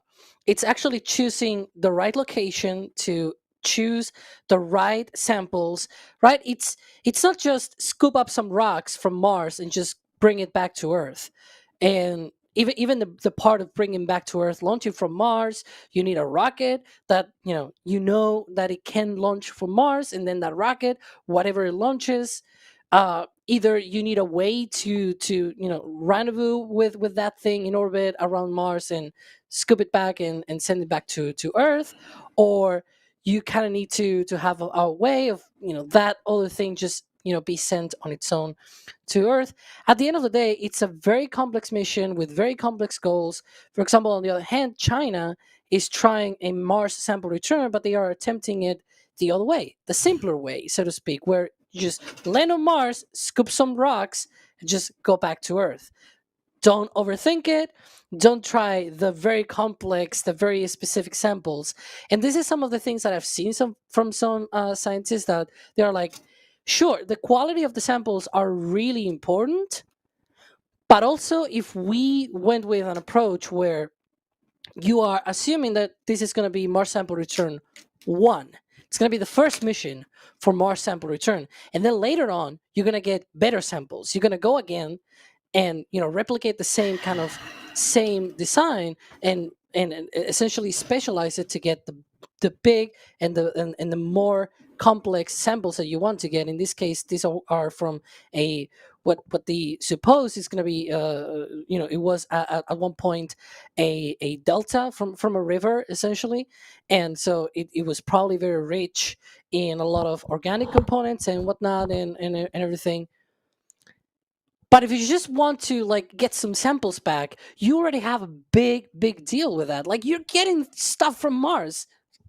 Just think about the amount of science that you can get. Surely you're not getting it from the best place in the whole planet and whatever. Like, sure, but you're still getting samples back from Mars, and you already have a way to train for the specialized things. And I feel that in some sense this is done, for example, with human missions, and we're going to talk probably some of this a little bit later, where the objectives are cut into different missions instead of having just one single mission. When Apollo landed on the moon, they had many missions to get to that point. With Artemis, there's also many missions, maybe an extra one. We're going to discuss about that later, right? There are many missions to get to the point of landing on the moon. When you get to the point of doing Mars sample return, you test each individual component of the mission in a much more simplified way, and then put it all together and do the complex mission. That's what will make sense. NASA has not done that. They have never tried, as EJ was saying, oh yeah, we're going to do the Mars sample return, but we'll do it later. And then, many years passed, nothing happened, no budgets were assigned, and whatever. And so, yeah, that's my rant. That's my dissenting opinion here. That it's not really dissenting, because I'm kind of agreeing with you guys, but also adding another aspect to this, which is this should have been simplified a lot and been done probably 2 decades ago, because there was already the technology to do a much more simple mission that was just essentially go out, scoop up some rocks, put it on a rocket, and just send it back to Earth. Like, Right. It's still complex though, but you don't need the specialized rover. You don't need Perseverance out there going to a crater and needing to land. Like, it needed precise landing on a certain location. Like Right. you don't need all of that technology. I mean, You I can cut it understand out. the desire to have higher quality samples, but if I may, um, you know, I feel like the Mars can has been kicked down the road for so long now, and it's always something that we're going to do later. It's always Yeah. something that we'll figure out later. And I couldn't agree with you more, Alex, that it's something that should have been done like 2 decades ago. Or EJ, 5 years ago should have been figured out and settled on. And just the fact that we keep kicking this can down the road, ooh, it really grinds my gears. That's all I got. Do you guys want to do some questions, or does anyone have any further thoughts before we jump into some viewer questions regarding Mars sample return? Because we got some good ones. You guys keep them coming. I mean, the flip side of this is that, to dissent the dissenting opinion, Do boom, it. Do it. glasses do on. it. Double You dissent. need a second pair of glasses over your glasses. Oh, yeah, I don't have that. Sorry. So, okay, the flip side of this is that, okay, we're doing missions here. We have budget projections for missions that we've never done before, right? Even budget projections for sending people back to the moon. We think it's going to cost this much. Okay, based off what? The Apollo program, the program that had a blank check, right? We can't. What I'm trying to get at is that we can't. It's hard to predict the future. It's hard to predict how much money NASA is going to be appropriated. That's why I said, what's up? In fact, DJ, we have a question from Adrian in chat saying, how much does having to get funding for NASA become dependent on the various U.S. administrations that's potentially subject to change every 4 years and unable to do long-term funding? Yes. Anyways, please continue. Say that one more time. They're saying, how much does having to get funding for NASA become dependent on the change of U.S. administrations every 4 years, and thus inhibit the ability for NASA to do further, long-term planning? Because like you said, they never know what they're going to get appropriated, based on the shifting political winds. That's a good question. You want to ask a question like that? Okay, that's fine. So clearly that's not the case, though. I know people are going to say, wait, what do you mean that's not the case? That's the whole topic of this discussion. Clearly there's programs that can have long-term funding here. Look at SLS. Is that not a long-term program? I mean, it is. Shuttle was also clearly a there's ways program. to do this. I get what you're saying. The shuttle program, the ISS program, clearly there's ways to do it. And that's why I said architecture and your integrated architecture, your overall plan is so ridiculously important. This interim stuff, interim cryogenic propulsion stages. Oh, we'll drop the samples on Mars and we'll get them sometime in the future. How are we going to do that? Hey, guys, I got an idea. We want to lower the costs of getting people to the moon, right? The Saturn V is too expensive. So let's make a reusable system, a reusable architecture to go to the moon. Oh yeah, that's a good idea. But how about you just make the reusable part? The moon architecture we'll do later. Like building a space station, maybe we'll do that in the 80s. Yeah, we'll build the space station and then we'll figure out right? the moon lander from the space station. We'll build it on orbit. It'll be great. We'll do it later. So the point is that clearly there's a way to do this. Clearly there's a way to do it. Clearly there's a way to ensure long-term funding for a program. And that's why I said having your science missions co-depend on your human architectural missions and having them work hand in hand. Like you could use a Mars sample return to test out propulsion systems for a Mars ascent vehicle for human missions, right? Right. Let's just put that out there, right? You could do that, right? That makes it work hand in hand. That actually will get more money in the future because you know what? You asked, how does it change every 4 years? Well, that's actually the executive branch just decides what NASA is going to do. They don't pull the purse strings. Congress does. That's important to understand that, right? So there's clearly ways, because representatives and senators have different term limits than the president, right? There's clearly ways to make this work. I mean, that's half the reason when NASA is architected the way that it is they have different senators and different constituencies, and that's like insulation against the shifting political winds. Integrated architecture is your hedge against shifting political winds. We clearly see it work just fine with SLS to our detriment. But that's why I started this thing with the most sustainable space program is the one that never launches, right? But you know why? You know why we have SLS? Because someone tried to pull the plug on NASA completely. That's not a good idea. And Congress freaked out and mandated that SLS get made by law instead of having engineers come up with the architecture. Politicians made the architecture. Like I said, most sustainable program is the one that never launches. We need to come up with a more integrated architecture so we avoid problems like this in the future. All this is doing is pissing away money that we could be using on science. Yeah, I mean, preach, man. I'm right there with you. Spherical Cow is asking, do any of you actually believe the human landing on Mars in the 2040s projection? In their opinion, 2050s at the earliest. Oh, God. Whoa. I'm going to be how Too old? contingent. Oh. I don't want to think about Don't do that. the math. Don't do the math. Stop it. Stop, Jack. Jack, don't do it. Yeah, okay. I don't know. You'll be so old, you'll be bald. Me? Lose my hair? Perish the thought. It's more complicated for me to lose my hair, though. I'll put it this way. I believe we'll have boots on Mars by 2040. I don't know that it'll be a NASA mission or like a full NASA mission. I think maybe it'll be a private government partnership. I don't know. But maybe I'm being hopelessly... Alex, quit showing off your hair. You know, I used to have long hair. I did. It was I've great. seen the pictures. We should Yeah. show it one day. It doesn't look like you, but I know it's you. It's totally me. But yeah, I mean, I don't know. Let's just go around the horn. EJ, do you believe human landing on Mars in the 2040s, or do you think it'll take longer, or do you think it'll go faster? If I'm trying to be optimistic. It's contingent.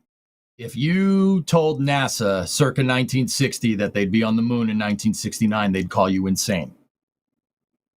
It's contingent.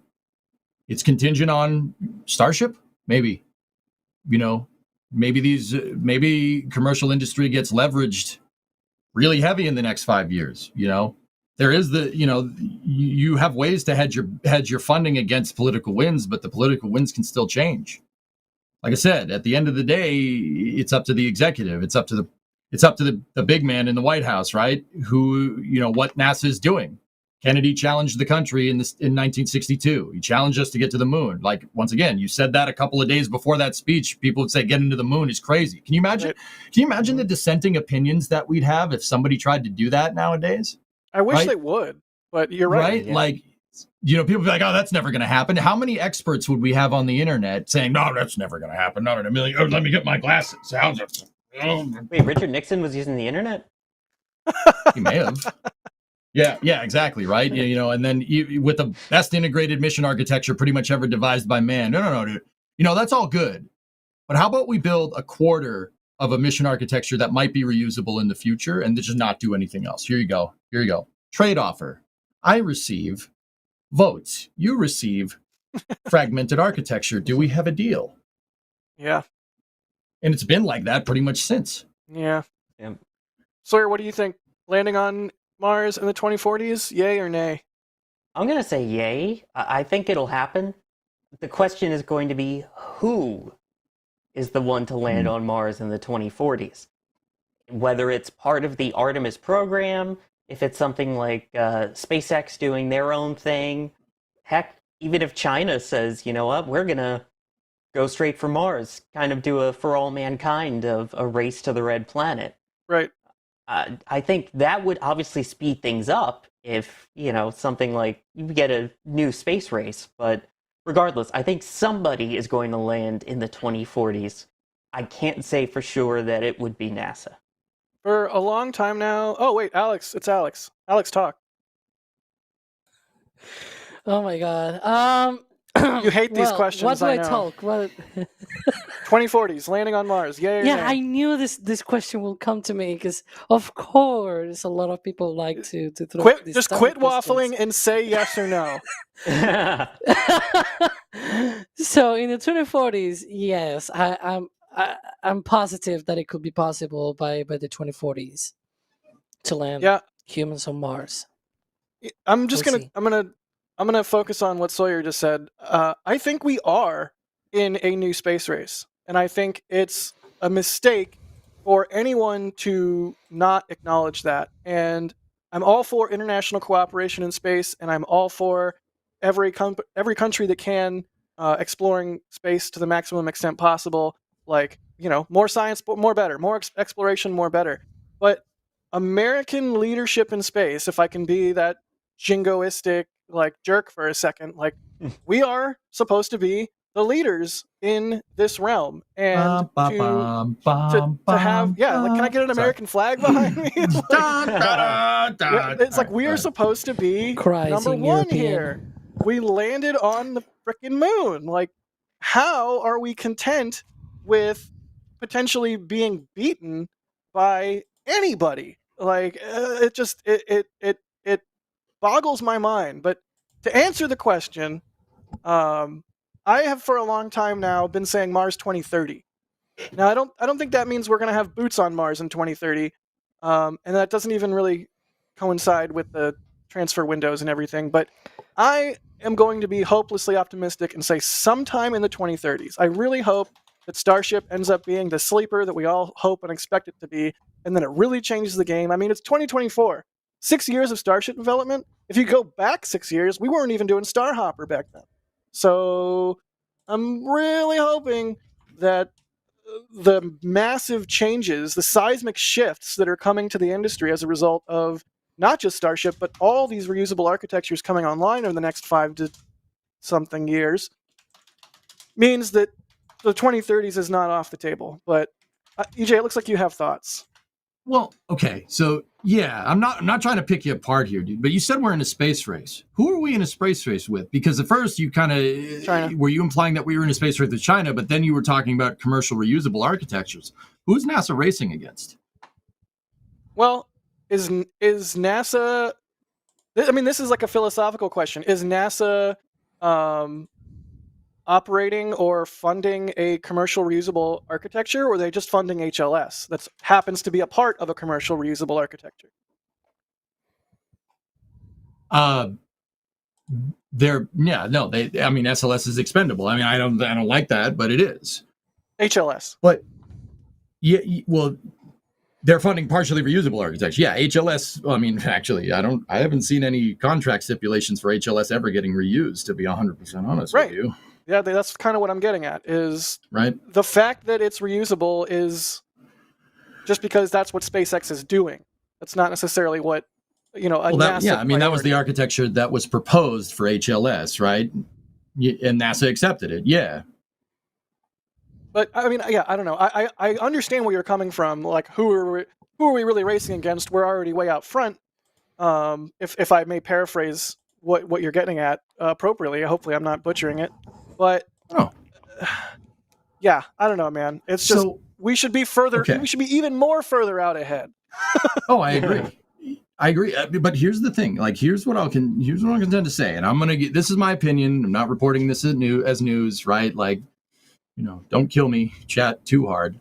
I think that space racing with China is a really, really, like, as a point of national pride, we'd want it in a feather in our cap, but history, if you look back at history's shown that space races aren't very sustainable.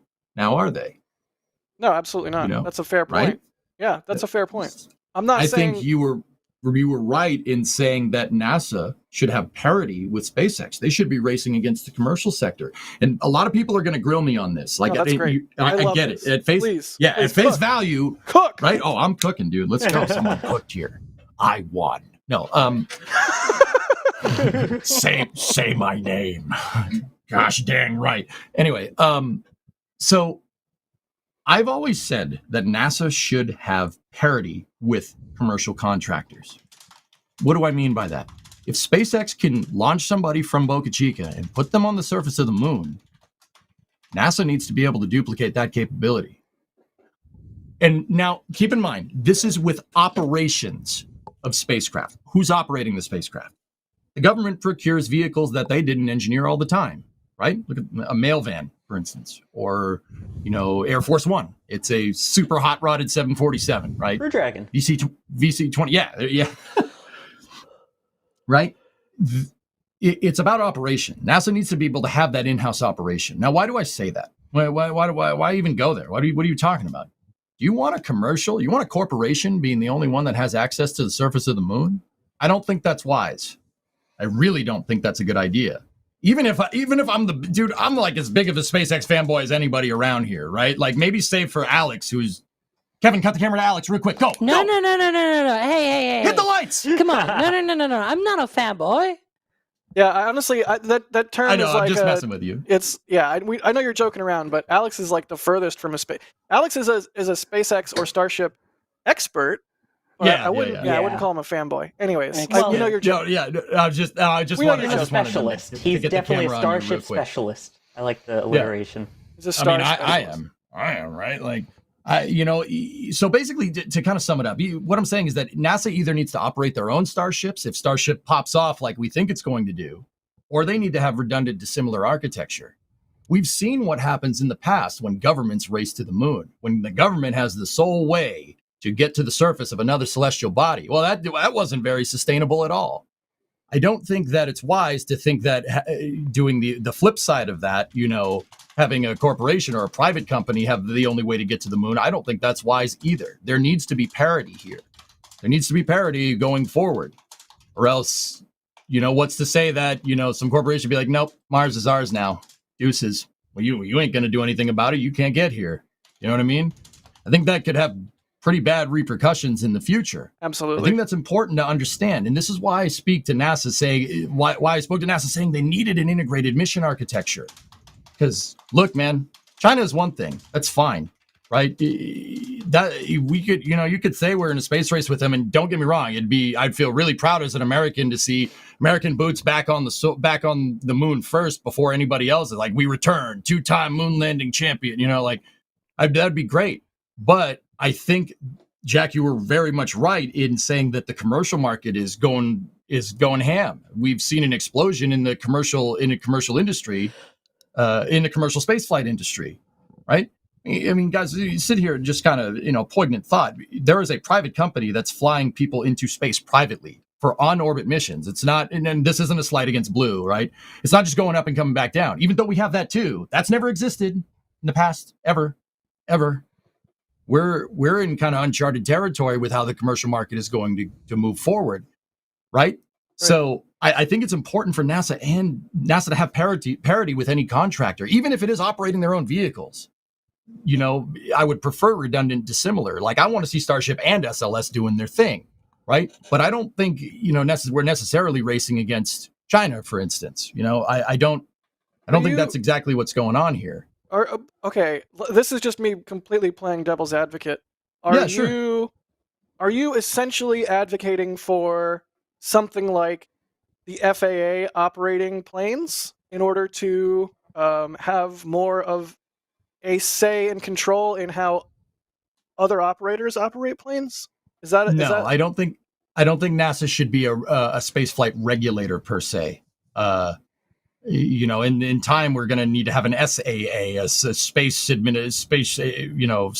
administration, aviation administration, or something. Federal Spaceflight Administration. Yeah, and I don't think that's NASA's job. NASA's job is a research organization that pioneers scientific endeavors to better the U.S. taxpayer, like in the world too, kind of by proxy, right?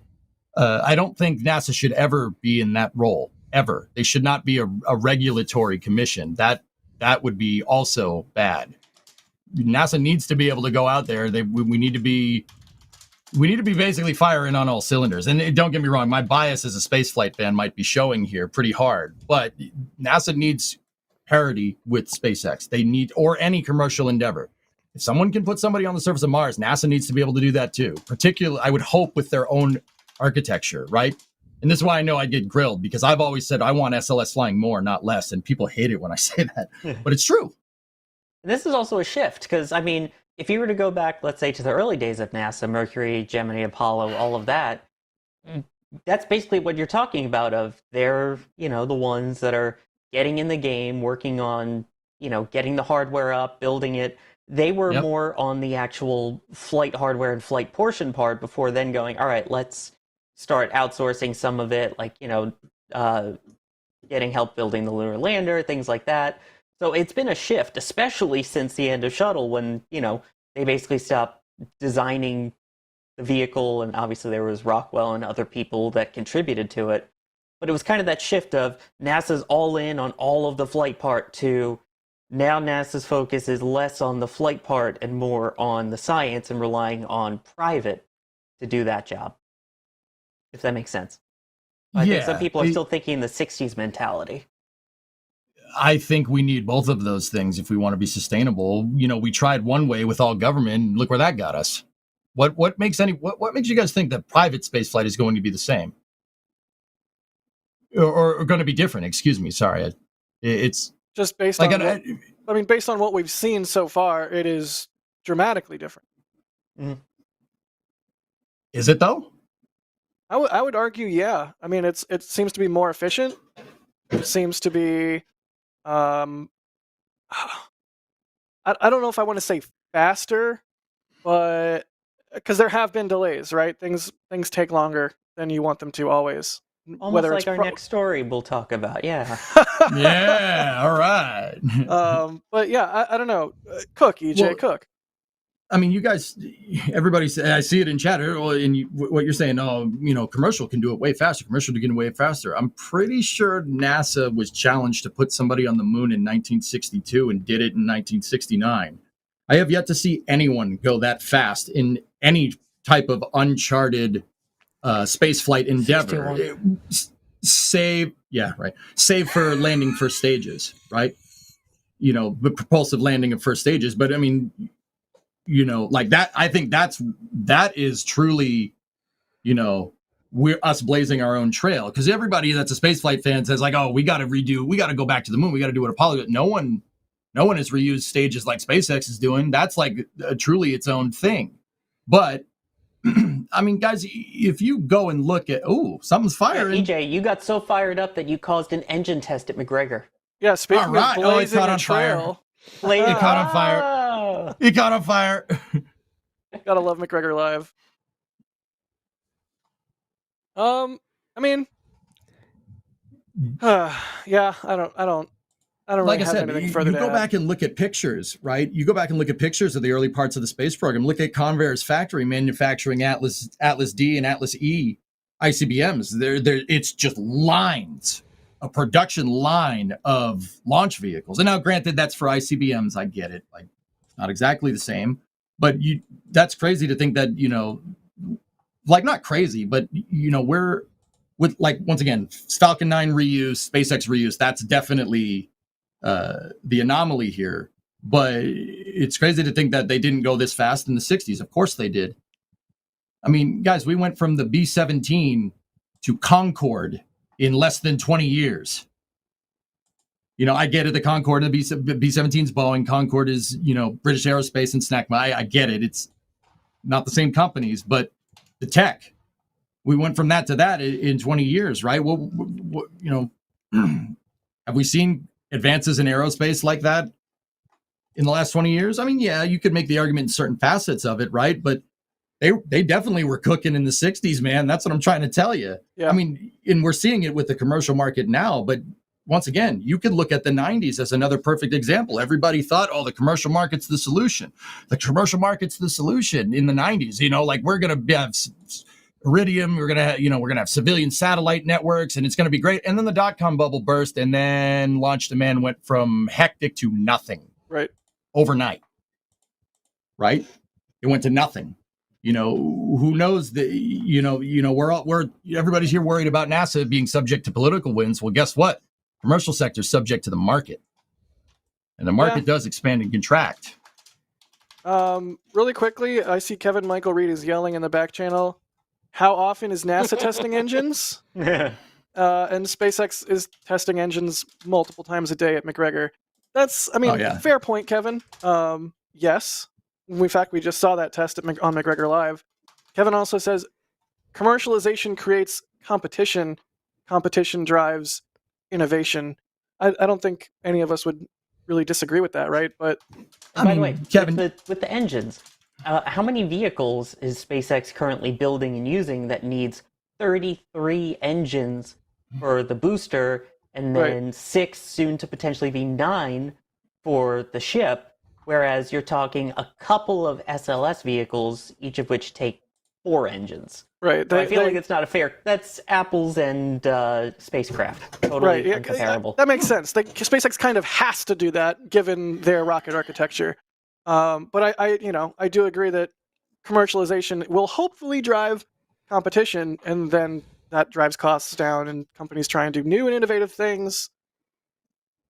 I mean, the government can't leverage commercial. Once again, all right, I'm very careful with my words when it comes to this stuff. I'm talking about NASA operating spacecraft. NASA should still leverage the commercial spaceflight in the commercial aerospace industry to build rockets. In fact, the last time they did that, we put 6 flags on the moon, right? You can do both of these things. Yeah, dude. There's a roller coaster and everything, and then whalers on the moon. Or whalers carry on the a moon. harpoon. Yeah. Thanks, EJ. Right. So, yeah, I get it. What I'm telling you is that we need to do both of these things if we really want to make sure that we're going to hedge our bets against some politician being like, "No, I don't want this," or or scattering the commercial market to the winds and letting it, there's a recession. Oh, no more space flight. Everybody pulled the plug in the late 90s on commercial space flight. That's actually we saw the L-70 mission. That's why Delta IV carried such a heavy price tag, because Delta IV was designed to be flown a lot and then wasn't. Right. That's part of the reason why it was like $400 million a pop, because you essentially have a race car that's designed to drive all the freaking time, and then you use it, I don't know, once a year. Yeah, once every. You think letting months. a car sit outside is bad? How about letting a launch pad sit outside and do nothing for like 6 months every year? See, That's not good. Someone was trying to ask me. delays.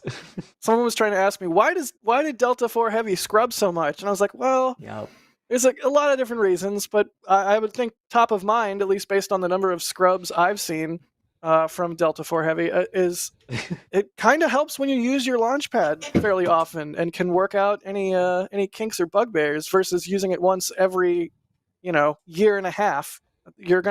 Some stuff's gonna rust, some swing arms aren't gonna swing, some nitrogen pipelines aren't gonna pipeline. I'm a boggled mind. That's my title. I'm a boggled mind. I mean, yeah, my mind is pretty constantly boggled. May just be the coffee. Let's see, Steve Kalovic, thank you for the super chat. They're asking, to Jack and Sawyer, what type of photography did you do prior to joining NSF? And do you guys ever argue about Canon versus Nikon or other brands? I love to do a good tribalism for fun. So of course Canon's way better than Nikon, but really the best camera is the one that you have on you. Right, which the best one I have on me is Nikon, because that's the best one. I mean, it has my picture quality. My picture quality looks great, right? Because this is actually from a Nikon DSLR hooked up to my computer. Yeah. But yeah, I shoot Canon, Sawyer shoots Nikon. Before spaceflight, honestly, that was like one of the first things I pointed my camera at back when I lived in Florida. But before all of this, the thing I would shoot the most is nature, landscape, astrophotography, time lapse, that kind of thing, and jets, lots and lots of jets. Sawyer, what about you? This is like a palate. It's like a palate cleanser question. For me, it kind of started off again. I'm part of a space podcast, or was basically called Talking Space, and I mean, we started there as media in 2010, 2011. So I've been at that press site now for 13 years, which is crazy to think. But in that time, we're an audio show, not video. So I kind of just messed around with the photography and got used to that.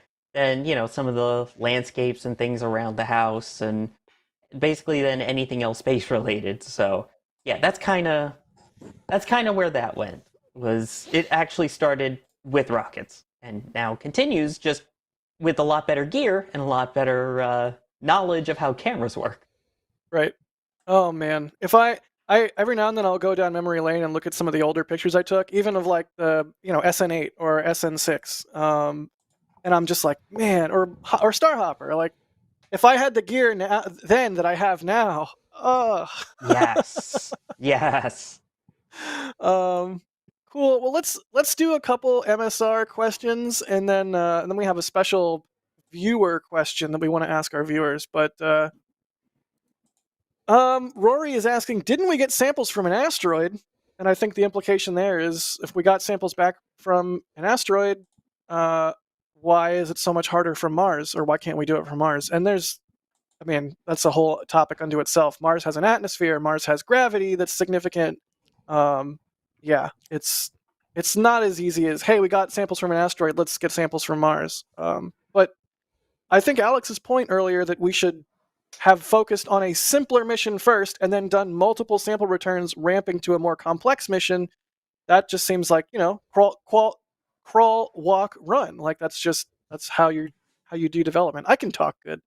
That's essentially, if I may, but in here that's essentially what also happened with a sample return from an asteroid. You first send a flyby mission, orbiter, and then you go and actually scoop. It was for different asteroids. It was not for the same asteroid, which actually probably let them be able to gather more data on how to operate this kind of a spacecraft. But you just don't go out and be like, oh, I really need this special asteroid in whatever.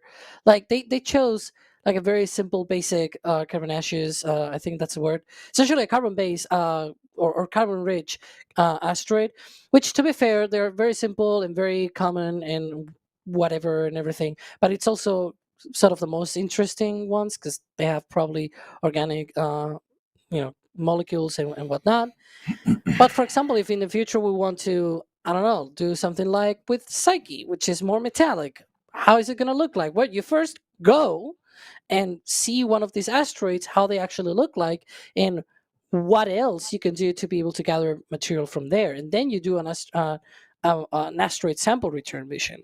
And that's the whole deal with this, that we didn't do that with Mars. Like, sure, we went out there, we sent rovers and whatnot, but at no point we were like, oh, let's do something that is simpler. Like, let's not be picky about the samples and like just do something much more simpler earlier.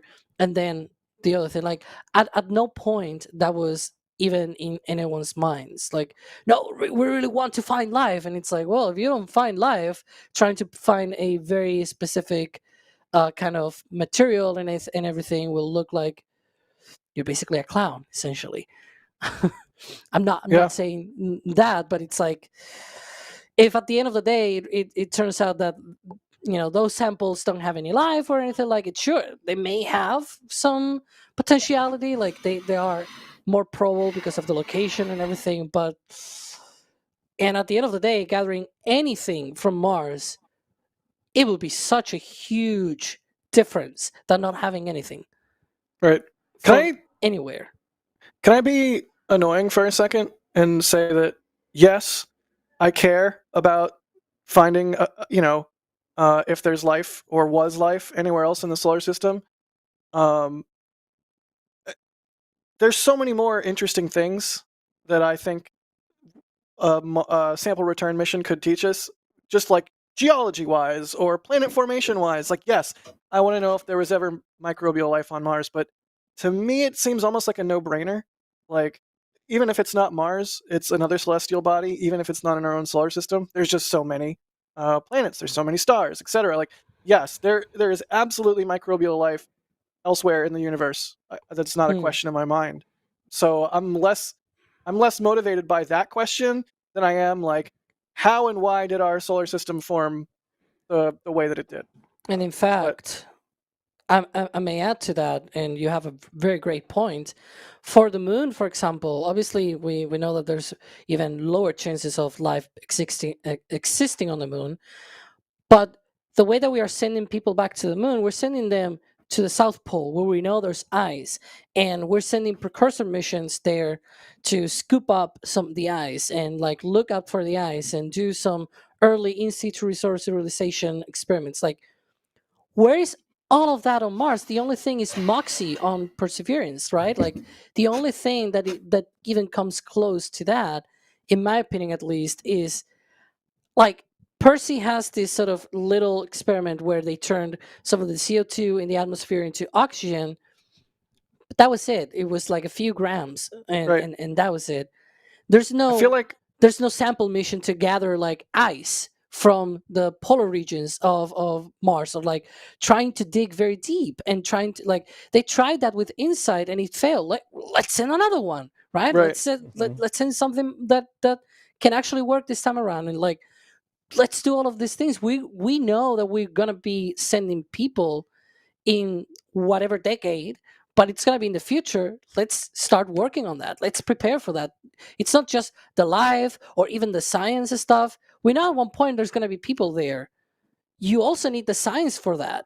And like the perchlorates, for example, on the surface, and how it'll relate with doing growing plants on the surface of Mars and all of that Right. stuff. Like there's so much more science that you can do that is just not let's find life. Right. Well, see, that's the thing is NASA is in, I feel like, a weird gray zone almost, where they know that like one of the things that the public is hype about is finding out about the existence of life off Earth.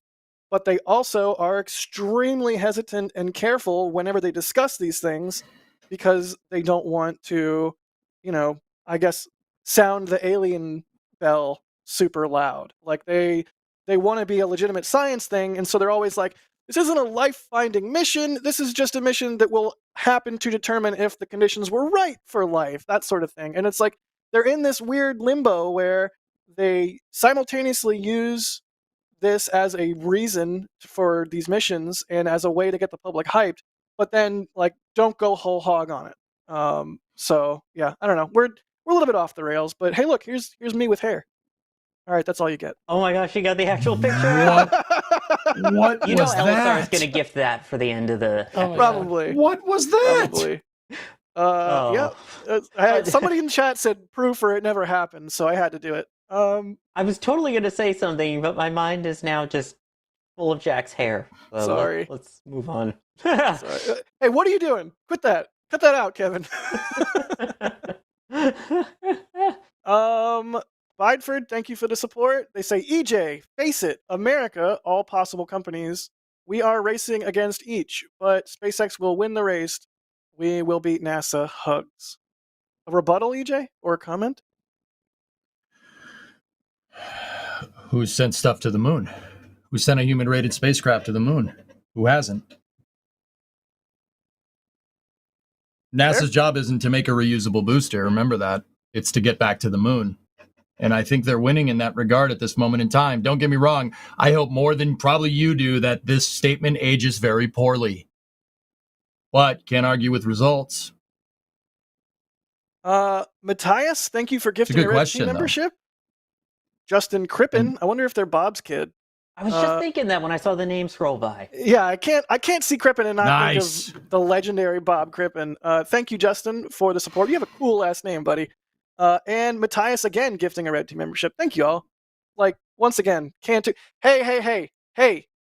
Chris Bergen is screenshotting things in the back. Quit that, Chris. There's proprietary information on that screenshot. So yeah, that's MSR. I mean, we could probably talk about MSR for another like 2 hours, but I think we are running out of time to talk about it. Right. Thank you, Sawyer. You're the best, Sawyer. Hey! Cut that out. Well, that's what you did, right? You cut out all the hair? Yeah, actually. My dad was like, when are you going to shave your head? When are you going to cut your hair? Your hair's too long. And one day I was, the bald spot was starting to grow.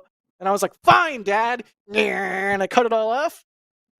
And it never grew back. Can we get rid of it? All right. You're making me regret my decisions now. Man, I had Riz. That's a bold claim. You didn't Not just anymore. say that, did I'm you? not saying I do now, but I did then. Stop I it. can see it. That's funny. It just keeps coming back. I regret everything. I really should. Stop it. We had rails. We were doing really Don't good. stop. Things were on topic. Don't stop. We were having substantive discussions. Oh God. All right, so well, now we can say that photo is here to stay. That's pretty, I'm not even mad. If we're going this far off the rails, the puns are coming back in full force. So we do have, as I mentioned, a question for our viewers. Viewers, what should we call this show? So vague. Gigliarananamasamakan. I mean, hey, that's pretty good. But yeah, Ron Scott. I think we're all sort of thinking the show needs a separate name from NSF Live, because NSF Live is like the CEO interviews and the scientist interviews and the museum shows. What? And then there's us. And then there's us. Yeah, right. So like, chat, I don't know. Any suggestions? Like, what do you think? Spirit Voyager is saying Rant Fridays. I mean, Bideford says NSF off the rail. Hayden says Sawyer's Pun Pit. ooh, I'm in. I like that name. I'm Done. out. No, Off the moon vetoed. rails. Friday night flights. A lot of things about rails. Beards. I like the flame trench. I do like the flame trench a lot. This is where NSF's combustion byproducts just get deposited right onto this fun stream right here. I like it. I know. I of all the names that we have thrown around, I think Flame Trench has my personal vote. But I'm really curious to see what chat says. Rocket Rambles, Bacon and Rockets. Well, we've got NSF horsing around from NASA's Spaceflight Official. Of course. Of course. Pun token awarded, sir. I have Off the one f- proposal from like a long time ago. Off the flight path is pretty good. What's your Oh. proposal, Alex? So, I tried to make like a funny kind of acronym, like backronym kind of thing. So my idea was to call it the FTS show, and that was because it was going to be folks talking space, and it's like it just makes so much sense because it's like everything just goes off the rails, and you're like FTS. We need like a big red button with the FTS button. I don't know. All right. I mean, I'd be on board. We could have like explosion graphics. Oh yeah, bring back what was the one where you did the thumbs up and it did the fireworks thing? It's not working. There we Oh, there it goes. Hey! There we go. It's the stupidest feature. It's the stupidest Apple feature they've ever done. I'm looking at chat. I'm trying to see Static Fire, NSF Raw, Sawyer Soot, NSF Raw. the Waffle, It's orange. Flaming Fridays, Space Dome like Thunderdome, Tolkien Space, Space Debris, Off the Rails or Off Nominal. Isn't Off Nominal already a thing? Yeah, probably. It's also probably not a great thing because, I mean, we ourselves NSF are off nominal, but raw. NSF is great.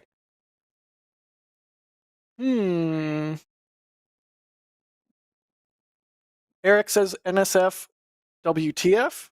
I think we generally try and be more family friendly, so that one's probably out. Flame Trench Show FTS. I like the Flame Trench. 'Cause it's like, hey guys, welcome to the Flame Trench. Let's get roasted, and Well, then we when can you roll the intro. You think of FTS, you think of things blowing up, which that's not. I mean, we'd love to blow up in terms of viewership and virality. So Right. share and like and comment, but yeah, otherwise no. Flame Trench Friday. NSF Chaos updates. Update: there is still chaos. But yeah, if you guys have, feel free to, like I said at the top of the show, we're still sort of tinkering with the format, and, we just changed the timing this week. So, if you have any suggestions or thoughts, put them in the comments or put them in the member Discord. If you're in the member Discord, Capcom level and above, come say hey. We appreciate all the feedback as we continue to try and refine what I like this that show one. is. So The rapid unscheduled discussion. Ooh, That's pretty that's good. good. That's good, Beta call it Watcher. Ruds. I like that one. I like that. Yeah. That's a good Just don't one. use This Week in Spaceflight because that's already taken. Right. And yes, It's Oh, already it's taken. something that you should watch. Yes, this week I in do Game li- Slate. It's also on Fridays though, so yeah. if your NSF Live routine is not watch TWIS, get in the member Discord for the pre-show, watch NSF Live, watch the post-show in the Discord, and then whatever else you have going on in your life. I don't know what you're like. We have a pantheon of content for you on Fridays, so hopefully you guys like it. But Jack, Next would week you it'll say we be have a Starlink, so it's gonna be TWIS, then NSF Live, in the middle of NSF Live, Starlink, and also the pre-show, the post-show. Yeah, it's gonna be a lot of things. Jack, would you say we have a plethora of content? yes, I'm not getting the reference, but yes, Jack, what is a plethora? it's a lot. Okay. Yeah, We I have a don't. plethora. It's sorry, buddy. It's over my head. No, it's all right. I can't get all the references, you know. Oh, I It's saw good. one NSF to aux. Ooh, I kind of like That's pretty that. cool. I kind of like that. It's got a ring to it. To it. Chad is asking for a poll. Kevin or Bergen, somebody put a poll in there. Well, and just to note, this is not official. We could very well pull a NASA for the Node 3 naming contest. You remember there was a whole naming contest to name Node 3, and the winner was Colbert after Stephen Colbert, but NASA decided not to go with it. Instead, they did go with the Combined Operational Load-Bearing External Resistance Treadmill. So Colbert got a treadmill on the space station instead. So this is not binding. We could very well pull a NASA and switch things up, and I don't know, maybe we can name an E-mode after whatever. All right, wait. So let's. What should the 4 options be for the poll? Flame Trench is one. NSF to aux was good. Yeah, I like that one. What else? What else was good that came through? I'm trying to remember. How about the Lagrangian point? Basically, the spaceflight equivalent of a toilet bowl. Are you calling us a toilet bowl? Yeah. That's a pretty crap name. Yeah. See, Okay. it works. Let's see. EJ? What? Huh? What? Rocket, quit showing that. Will you quit showing that? Just Let me make hear that the Jack name. jump scare. When Jack had hair, that's the name. Hair today, gone tomorrow. Am I right? Oh. Wasn't that the don't name of the laugh at barber that. shop? It's not funny. Why would you That was laugh the name at of a. that? That was the name of a barber shop in an episode of Doug. Was it Doug? Yeah. I think it Nice. was Doug, yeah. What a classic. Although not the Disney version, just the original Oh, Nickelodeon. no. No. Thank you, yes. The Disney version was a travesty. Anyways, poll questions. What is? We got Spacey McSpaceface, there you go. I like rapid unscheduled discussion. I think that's pretty already a funny. thing. It is taken. Yeah. Damn. NSF off NSF the rails. Raw is awesome. NSF Friday normal night Friday. NSF Raw. I mean, I do kind of like NSF raw. Not raw. I like it cooked, Nope. honestly, medium rare. Nope. So- NSF That's sushi. good.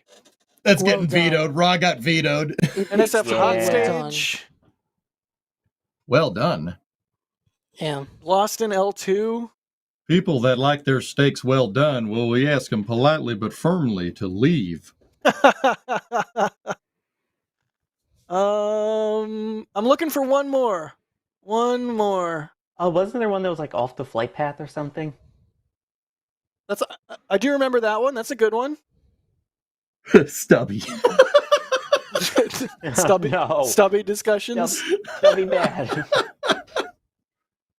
Oh, boy. Nominal. Off nominal. That's too close to off nominal, which is already a thing. Yeah. Here, coming over from Twitch chat, the flame bucket. I like flame bucket. Yeah. I like buckets of things. Do you smell that? It's like brains being melted. I've been called a flame bucket Overthinking before. things. You guys ever watch the that footage of the Delta 2 launching GPS 2 That exploded, 2R? Right off the Yeah, bat. we've had an anomaly. Yeah. Can we call Isn't it that the that? one where like cars in the parking lot got roasted and Oh yeah. But that was, That was pre nuts. Jake from State Farm, unlike the house from earlier in the show. I did not know your cat works at State Farm.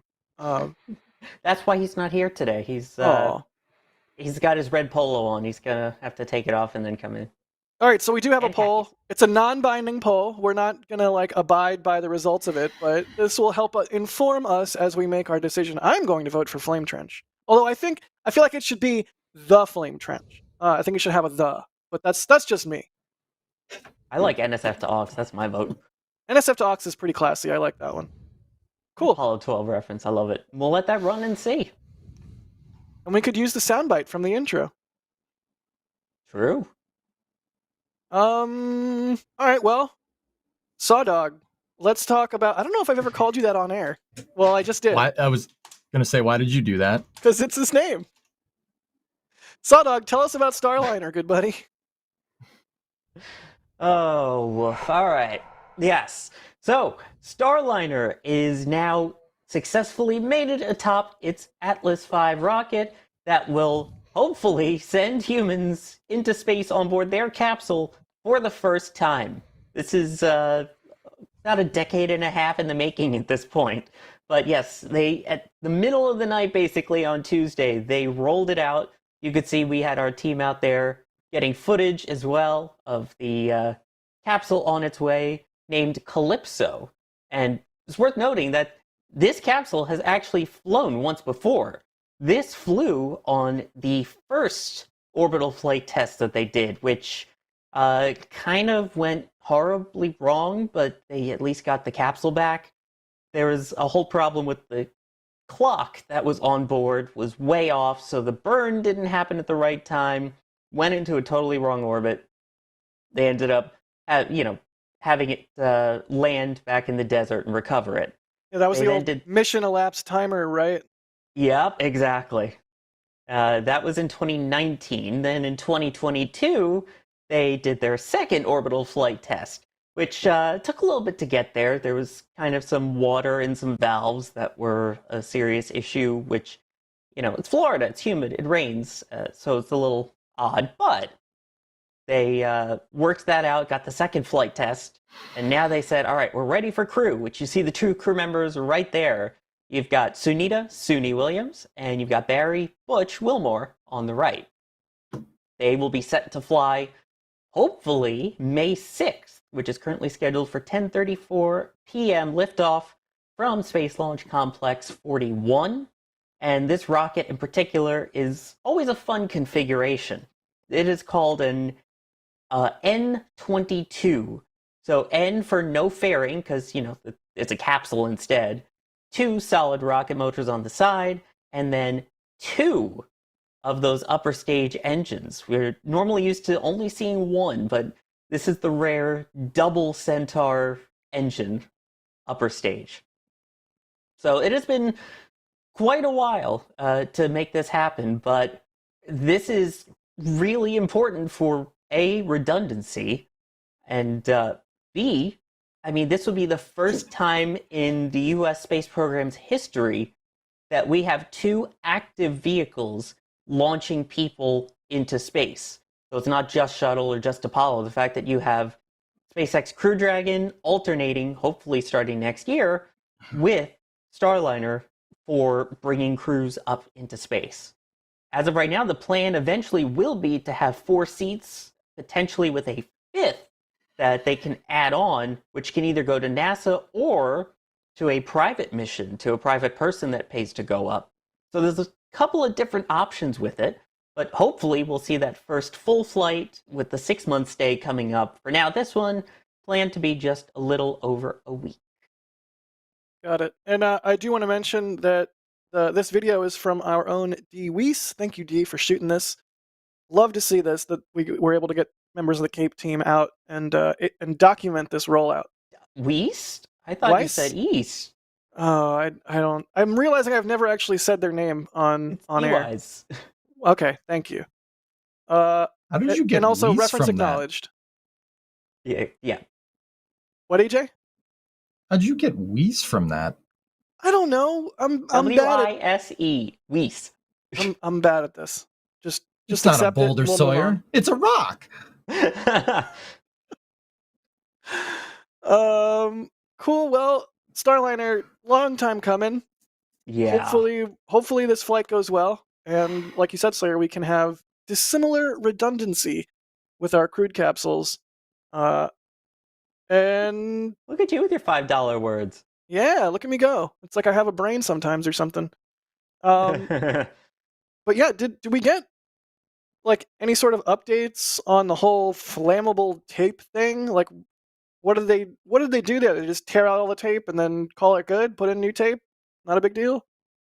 Yeah, for those who don't remember, one of the other issues they had was when looking into all the systems, they realized that some of the tape that they used could potentially be flammable, which flames plus, a more oxygen-rich type environment in space equals a very bad thing. So they obviously want to try and prevent that. There was also questions about the parachute system. So it's been a lot of little things that have kind of delayed this. So it's not like it's one big, oh, this is what caused the program to take this long to get here. It's been kind of a mix of little things that keep pushing it and pushing it. But they haven't given an official update other than they were going to look into it and I believe try and replace some of it. But the big thing will be the flight readiness review coming up shortly. That's hopefully when they can say, hey, here's what we did to fix it. Here's what we're doing to make it safe so that these two on your screen right now get up to the space station and come on back home. And also fun to note, again, slightly different from SpaceX, who, there's a lot of people out there I know, even in NSF, who are very anti-marine assets. This does not land in water. It lands using an airbag system on land. So that'll be cool too. Mm-hmm. Hopefully that answered it. Yeah, absolutely. Yeah, no, you dude, that was good. There is actually, I had some thoughts about this, and I know people are just dying to hear that. I want to hear. Oh, people are just dying to hear that. Like you talked about the tape, Sawyer, right? So Boeing did have a press conference. I mean, it was, I don't know, probably like 6 months ago or something, where they did talk about the tape. They didn't have to replace the tape on the entire spacecraft. It was only in certain areas by certain components where the tape could possibly be flammable. And it's really interesting because you talked about that, and I saw a bunch of people in chat say, "Oh, Starliner sucks." But I'd like to point out that Boeing is the one that caught, through good testing, Boeing is the one that caught that the tape could potentially be flammable in certain areas after the supplier for said tape said it wouldn't. They were doing a lot of good testing on that capsule. I mean, I personally don't want my spaceship to catch on fire. The last time that happened, they had a little bit of a problem. Right. That's not a good thing. Also, they make sure to actually tighten things in their door. So door plugs are actually tightened. Yep. Yes. Yeah. Oh, you went there. Wow. I mean, I'm glad that spicy. I'm glad that Boeing caught it, like you said, EJ. But I think some of the grumbling is coming from people who would hope that it have not happened in the first place versus something that would have needed to be caught. Once again, if I disagree wholeheartedly. That's the kind of stuff you do want to catch. If the supplier says that the tape doesn't catch on fire and then it catch on fire, well, that's you doing your homework as an engineer. It's a little more complicated than that. I disagree. I think that's the stuff you want to find. I'm not saying don't find it. I'm just saying, like, why was it found so late? Dude, you're always going to find stuff. You're always going to learn new things about your spacecraft. Always. Like stirring the tanks when the Teflon seal's cracked on your oxygen tank could make it pop after somebody drops it. You're always going to learn something. You're always going to learn a good way to not do spaceflight. I mean, I think speaks to the 180 that they've since taken since 2019 in the OFC-1 mission. The whole Starliner program's really under a microscope right now, and I think even now it will be until they get to operational flights. I think that's a good thing. That's what was required after somebody forgot to synchronize watches. But put it a little bluntly. But I think that's good. I don't think Starliner is a particularly bad idea. I think it's a good, well-designed vehicle. It's just every vehicle is going to have some type of teething problems. Yeah, that's fair. You're supposed to catch this This is the kind of stuff you want to catch because you don't want to go to launch it and have problems, right? Like, good case in point here. That, I think it's very, interesting that even when we see, everybody's just willing to dump on Starliner and say, oh, it's a piece of junk, right? Like, when there's been pretty damn clear-cut evidence here of, some engineers on that team really busting tail to make sure that that capsule works correctly. Yeah, I mean, you've got people's lives on it. That changes everything. As soon as you put the meat bags on board, that's when, the extra scrutiny comes in. So even if it is, the tape isn't that big a deal. It was something that is kind of industry standard, so they weren't the only ones that had to change out the tape, but it was still something that they had to look at. But in general, I mean, this additional vehicle is kind of needed. It's exactly what... Absolutely. It doesn't seem like it, but yeah, it's going to have its teething problems. So did Crew Dragon. I mean, they've had valve issues. They had, let's say, urine that was underneath the floorboards that was found from broken toilets on board. And let's not forget the exploded capsule, too. Oh, yeah, nitrogen. Giant spicy orange cloud, generally a bad thing. Yeah, nitrogen tetroxide flowing backwards through valves and then acting as a slug and combining with titanium. Titanium makes great solid rocket fuel under certain conditions. Yep. Yeah, so I think the difference in the two vehicles is, SpaceX has been flying a lot more. So they catch the issues, they know how the vehicle works more, so they can do quick fixes on it. Whereas something like Starliner, again, which hasn't gotten as much flight time, it's going to take a little more scrutiny, a little more work in between missions. Once they get into the flow, I mean, SpaceX has launched 9 missions for NASA, if you include DM1, in addition to all the private missions. Boeing has not flown one yet. So once they get into the groove, that's when things start to go more smoothly. Yeah. And I think we all agree, we're all on the same page. Like, having redundancy is important and good. And Starliner is a good capsule. And will be a useful asset to our space program and to our crewed space program. I don't think anybody here is disputing that. Like, redundancy, good. We don't like having all our eggs in one basket. Yeah, absolutely. The real question comes down to then, and I want to see what you guys think of this, of why do we keep it then? How come we didn't either scrap it long ago for something different, or why are we still pushing ahead with a capsule that's basically 15 years delayed? 15 years delayed. From inception, we'll say. From 15 years, inception to flying. Wait, what? Wait, Starliner came around for the Commercial Crew Program in 2014. Am I missing something? Hold on. I thought they had discussed that they were going to plan to do it in the original, 2010, 2011 realm, or am I mistaken by a few years? Well, I mean, yeah, there's planning to, and then there's actually getting the funding to do it, right? I'm not trying to be a jerk. They had that concept as a long time, 10 years, right? if it's 2014. Yeah, okay, cool. Yeah, no, I get you. I mean, yeah, actually, I saw somebody in chat, even when I was talking about it, say that Boeing gets cost plus contracts. Starliner is firm fixed pricing, believe it or not. And I would contend to say that was a really bad solution. Yeah. Firm fixed pricing for development's not a smart decision because you don't know how much it's going to cost. It goes back to what we were talking about with mission architectures previously. How the heck do you know how much it's going to cost? You don't. Nobody does because it hasn't been done. Right? Yeah. I mean, the knee-jerk reaction is firm fixed price good, but firm fixed price good for production, not necessarily development. Would you agree? No, absolutely. For development, cost plus makes perfect sense. I mean, you guys, just because, this is easy to say that cost plus is bad. It's really easy to say that this is a bad idea. It's a bad idea because NASA has, by law, has to tell you where and what they're spending money on. So you get to see basically a full financial audit of NASA's finances, right? We get budget breakdowns every year, right? SpaceX does not need to do that. They're not beholden to shareholders. It's not a publicly traded company, but you'd be crazy to think that they haven't poured additional venture capital into developing vehicles because it didn't initially cost as much as they thought it would. Now, if you're going to make the argument that that's a better way to do it and it gets it done faster, well, yeah, that's fair. I would say that's a fair argument. Sure, absolutely.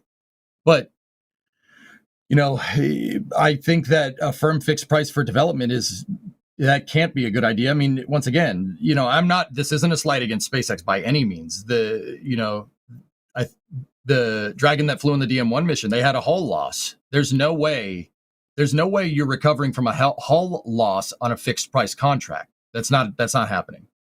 It's not going to happen, right? And especially because it's development for a capsule, SpaceX probably had to pony up, and Boeing had to pony up their own money up to the tune of like 400 million to fly a second orbital flight test, right? And don't get me wrong, these companies should have to pay up if they're not fulfilling their end of the contract. But are you setting them up to fail by doing fixed pricing for development of capsules? Because it's very clear, like what we saw with the Mars sample return, that people are going to overpromise to get a contract. See what I'm talking about? I don't think that's wise. Full circle there. And again, it is worth noting that Boeing did eat the cost for the second orbital flight test. They did pony up, yep. Yeah, they covered that. They realized that they kind of messed up on the first one. And again, with that fixed price contract, they're going to take a hit. I mean, they had like $1 billion or $2 billion write-off that one quarter because of it, or something along those lines. Yeah, I was going to say, I think it's safe to say that Boeing so far has lost money on Starliner at the moment. So, I mean, you're going to incur any type of technical debt with any spacecraft. I would argue that we're still making up for the technical debt that we spent for Apollo 50 plus years ago, right? We ever make our return on investment from that? The only way to do that would be to launch more Saturn V's. Yeah, we didn't do that. Oops. Don't remind me. So many sighs this episode. My goodness. No, dude, you wanted spicy. You want spicy. We got spicy. Right. Well, I'm spicy. I had some spicy jalapeno poppers before going on air. There we go. So that's why I'm spicy tonight. Unlike last week, can we not talk about food? Because I'm going to get very hungry again. In fact, Chris Net in chat says, pitch for a new show. It will have food, grill cams, and beer. It will be called NSF Burgers and Beer. I'm here for it. I'd be here for it. I'll agree with you guys. Let's do it. Let's grill up some food. Is that grill cam again? Is that BAV? Burgers and beer? Bab. Oh, come on. Don't show me when I'm like off camera. Oh, you love it when Kevin shows me when I'm like eating a sandwich or something, but when it's you, it's too... Gunfox61, thank you for the support. They say, let's go old school Starbase live. But that's already a thing. Zorg FX guy, thank you for the super chat. They say, for NSF's sustainability. Thank you. And Musical Wolves, thank you for the support. They say, will the new schedule for U.S. spacecrafts to the ISS be taking turns? So one Starliner, then one Dragon. That's my understanding. Is that correct? Yep. You got it. Nice. In fact, for this one, the plan is, because you've got CRS-30 up there, I believe still, so that's going to come down. And once that comes down, then the current Dragon crew that came up is going to move their Dragon capsule to the port where the cargo Dragon was. And in turn, then Boeing's vehicle is going to dock where the crew Dragon was, if that makes any sense. So it's a space station shuffle. But that won't be the case all the time. It will be basically 6 months between missions of you get Crew Dragon, then you get Starliner. Crew Dragon, Starliner, and obviously if one's not ready, the other is. Yeah. Well, here's hoping that the launch goes well. Speaking of launching Starliner, Philip Howell's asking, what rocket do you think Starliner will fly on when they use all the Atlas V's? What's the plan there? Because there's only so many Atlas V's left. I would have to be Vulcan, you'd think, right? That's what I would think. Because Vulcan already does have, again, the dual upper stage Centaur engine configurations. You've got somewhat similar architecture. I mean, obviously it's going to have to be crew rated again like Atlas was, which... It's worth noting that Atlas was crew rated about 50 years ago, just a very different version of Atlas. But, I mean, Same pad, same gear. You've already built the escape system for the tower. Why not just use Vulcan? Yeah, makes sense.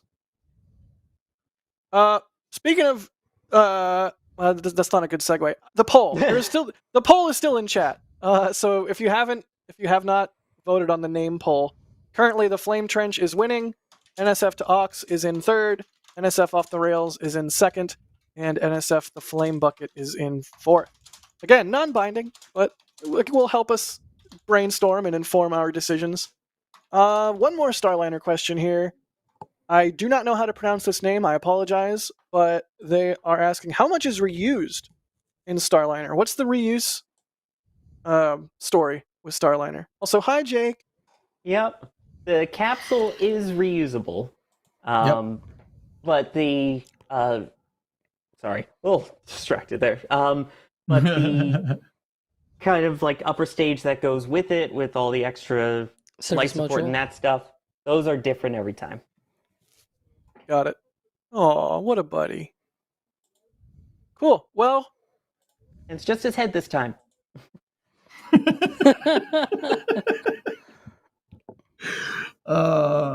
Well, yep. Shall we? Yep. Shall we move on? I'm like so distracted by the cat every time. We're on the internet. Yeah, you It's have orange. to be. Isn't that He's the orange. It's orange? No. Oh, Jake, he's so on brand. Cool. Well, I guess we should talk about the giant, several 100-ton elephant, stainless steel elephant in the room. Starship. Come on, I'm not that big. Oh. Okay. You're made out of metal. Are you made No, out in of? fact- Are you made out of stainless steel? No, you have to raise your chair up, so you're definitely not.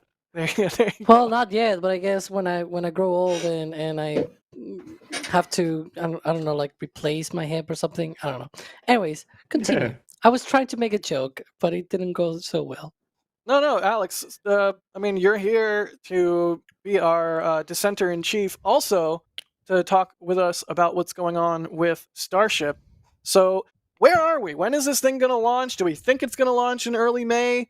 What is next up in the testing flow, if anything? Just lay it on us, buddy. Where are we at with Starship? And chat, if you have any Starship questions, roll them in chat at NASASpaceflight. Now is the time for the Starship question time. Yeah, so I'm actually gonna go ahead and not talk about that. And sorry, I just had like a little fly in my room. But yeah, can we put like my screen full shot, please? Like this thing here. I know it's the same camera, but like I'm trying to let Kevin. I want to talk first about this, and then let's go to the other things. You want to There we go all go. weatherman? Yeah. Look, here we go. See, I can actually do this and be like, "Hey, so what is this thing that they have removed from the overall tank farm, like from all the way here?" Well, this is the one of the shells that was on this tank over there, and this was, I think, it is shell 6. They have like different numbers and everything, but essentially, this was one of the shells that was here. They're removing that tank. This was part of the. There's like 8 tanks over there. 8 vertical. Well, there was 8 vertical tanks there at that part of the launch site. And so what happens is that, well, those vertical tanks are not that good, and they're replacing them by what Elon calls hot dog tanks. They are horizontal tanks. They have been installing a bunch of them already for a while. 2 of them had already been removed before Flight 3, essentially between Flight 2 and Flight 3, because they were not needed. One of them was only just the shell, and it was initially built just for water, but, well, let's say that it was not built up to spec, and it started leaking and everything, and, well, yeah, it did not go that well. So it was not even being used at any point. So the removal wasn't really that much of an effect. It didn't have an effect, appreciable effect on the whole tank farm. There was another tank that was removed that was more or less where that lift is there, but it's no longer there because it was obviously removed. And it was very similar to the other one that is now being removed. And this one and the other one that they removed here, those 2 were going to be liquid methane vertical tanks. But Well, let's say that SpaceX never built those up to code for the regulations that are in Texas. Yes, somehow Texas has regulations. But there you can see there that shell. And so those two tanks were removed. The big shell with just the water tank. Then the other one, which was very similar to this one as well, essentially built the same in the same manner, with one inner shell being the main tank, and then another outer shell to just protect, insulate, and everything. The goal was to have those as this one and the other one that I was talking about as liquid methane tanks. That was not the case at all. They converted them essentially into the water tanks, because the other one that was supposed to be the water tank was leaking. Then they had to find some place to have water. That water is not used for the deluge system, by the way. Those tanks are on another location. It will be essentially where I am relative to that. See, it works both, because on both cameras it will be sort of where I am located right now, but like, yeah, it's off the screen. So yeah. No, not here, Kevin. I meant that where you put me before, if you were to pan to the right, that camera, that's where the deluge system, the tanks for those will be located. But essentially, that's the whole deal with those tanks. They are being removed. Methane, it was going to be methane tanks, then converted to water tanks. But it's not the only tank that is being removed. They're also removing the other tank as well later down the line. It's already been marked. Even the lights have been removed and everything. So they have already removed a lot of the hardware. You see that they are also. This is the funniest thing of this removal, is that after flight 2, they removed these two tanks that I was mentioning before, and those were in front of these two that are being sort of marked for removal, and they are sort of in the line of sight from, like, in between two of the legs of the orbital launch mount. The legs kind of shield the other part of those tanks.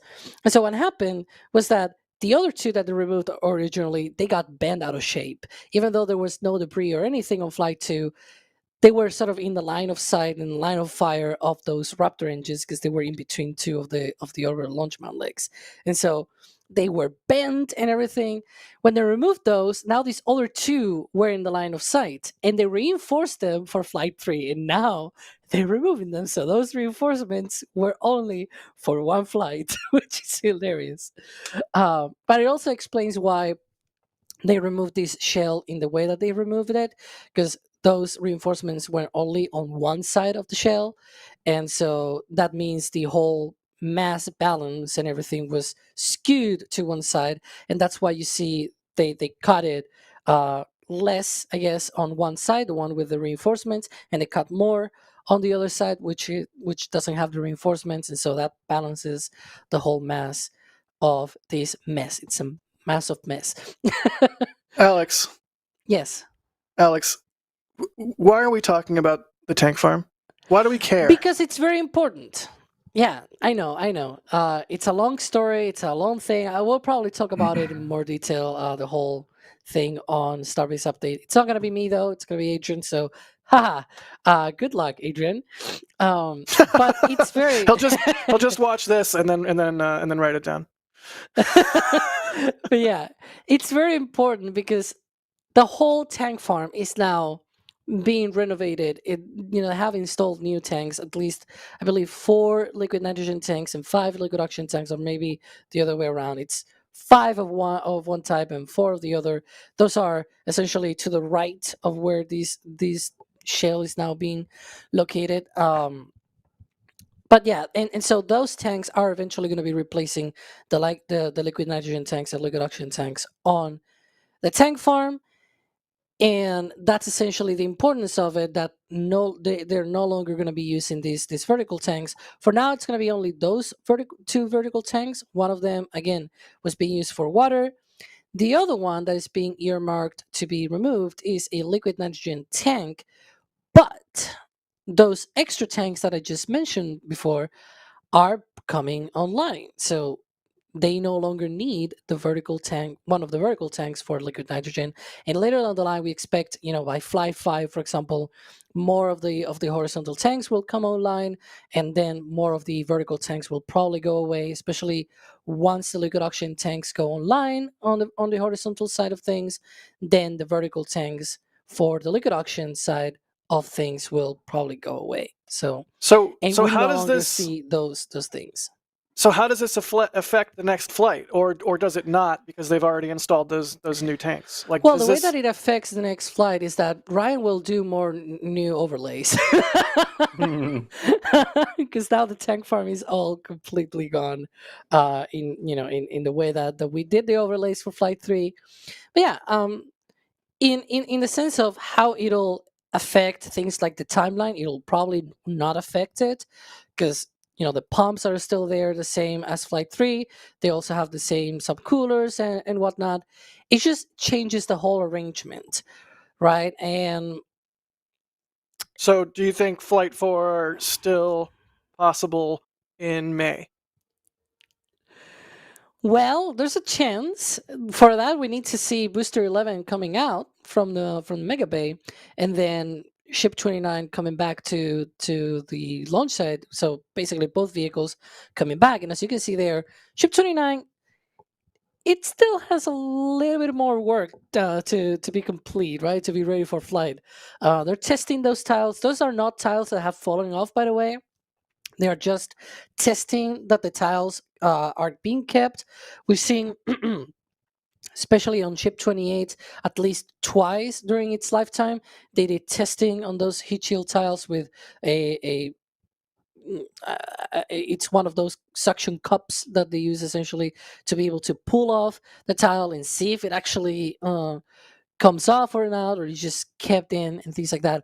I assume they're probably doing that for Ship 29. It's a little bit harder to spot though, because now there's the Star Factory in between. They're expanding that, which is a whole nother topic to talk about as well. Yeah, there's it used to be you could see in the high bay pretty easily, and now there's like a 10-foot by 10-foot wide strip where it's probably more like 10 by 3 foot, where you can stand in that one specific spot and peek inside the high bay without the Star Factory getting in the way.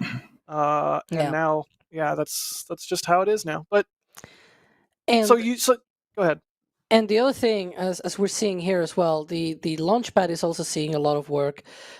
This is a clip, I believe, from a couple of days ago, where they were working on the ship quick disconnect. You can see them; they are blanketing the umbilical connections, those lines that go up to the ship. They have not worked on the quick disconnect arm in sort of repairing it or anything. Like, we haven't even seen scaffolding going on it, which we did see between Flight 2 and Flight 3, but we did not see that after Flight 3, which is a really good thing, because it kind of means that it probably was not that damaged, and they're putting more protections to it, so that's good for a potential faster turnaround times from Flight 4 to Flight 5, because if you think about it, they're trying to bring down those times. From Flight 1 to Flight 2 was like 7 months, then 4 months between 2 and 3. 3 and 4 might be 2 months. What do you think that insulation on the QD arm is? Do you think it's like asbestos? Because SpaceX is definitely doing as best as they can.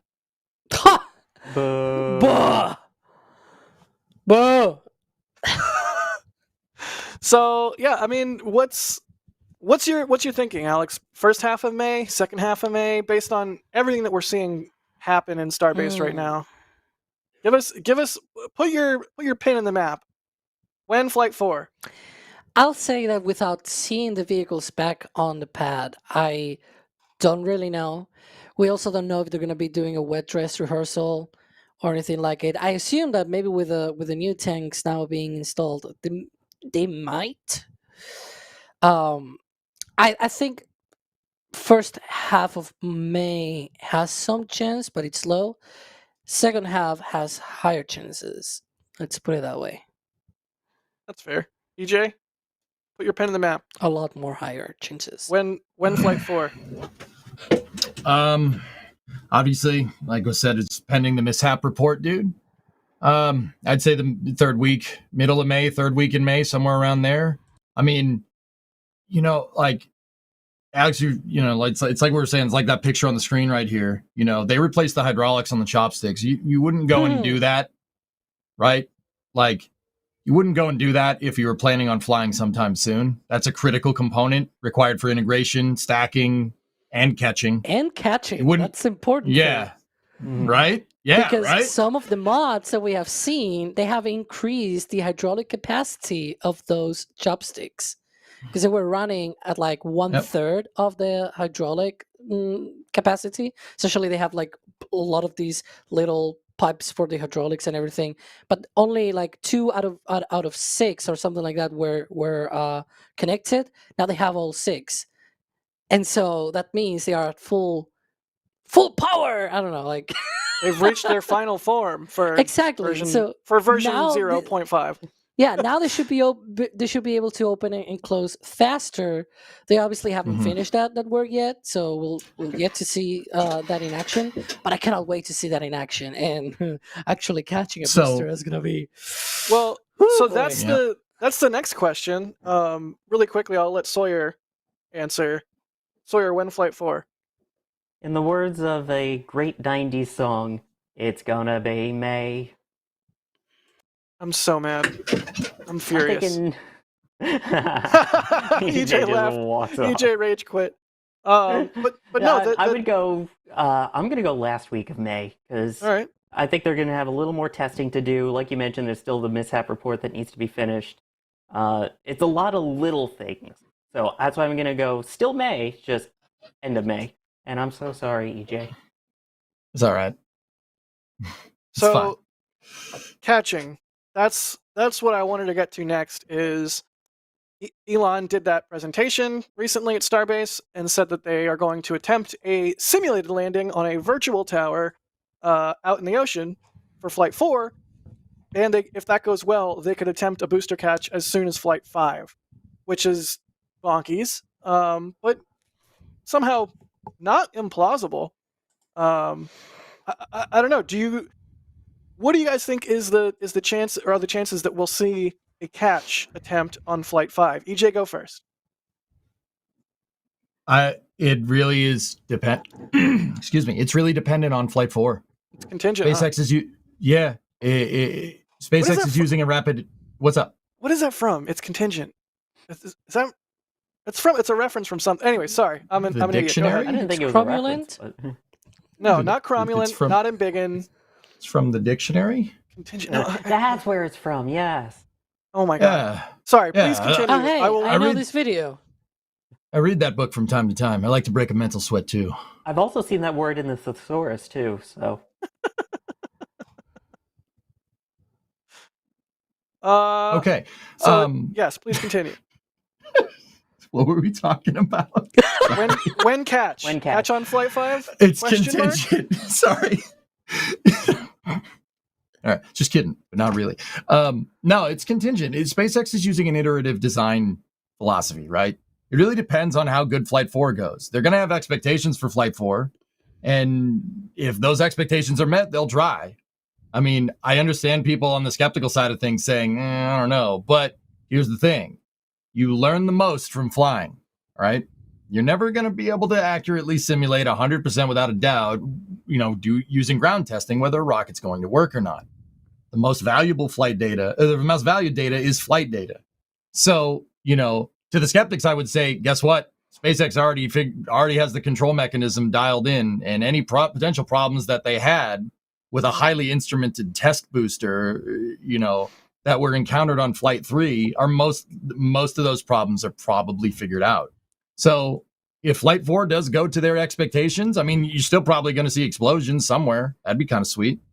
I mean, excitement guaranteed, as SpaceX says, right? There's birds behind you, Alex. Yeah. So, yep. There's birds. Birds. Yeah, burbs. This better not become a Hitchcock movie. So I think it really depends. Personally, if you ask me, I think Flight 4 is going to go well, and I think they will attempt to catch. I think a lot more, I get it, super heavy isn't Falcon 9, But if anybody here can name me another expert in landing first stages from an orbital flight insertion trajectory, yeah, please let me know.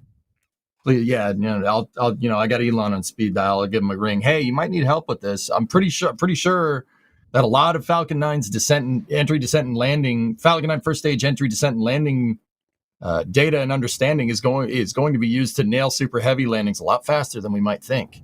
Yeah. I mean, you guys got to remember when they were going to land Falcon 9s, right? What did they botch? 3 or 4 landings, and then they nailed it. Didn't take very long, and that was coming from propulsive landing information learned from Grasshopper and Falcon 9 Dev. Right. That was Falcon like, 9R. Can we even do supersonic retropropulsion? Like all kinds of crazy stuff had to be figured out with that.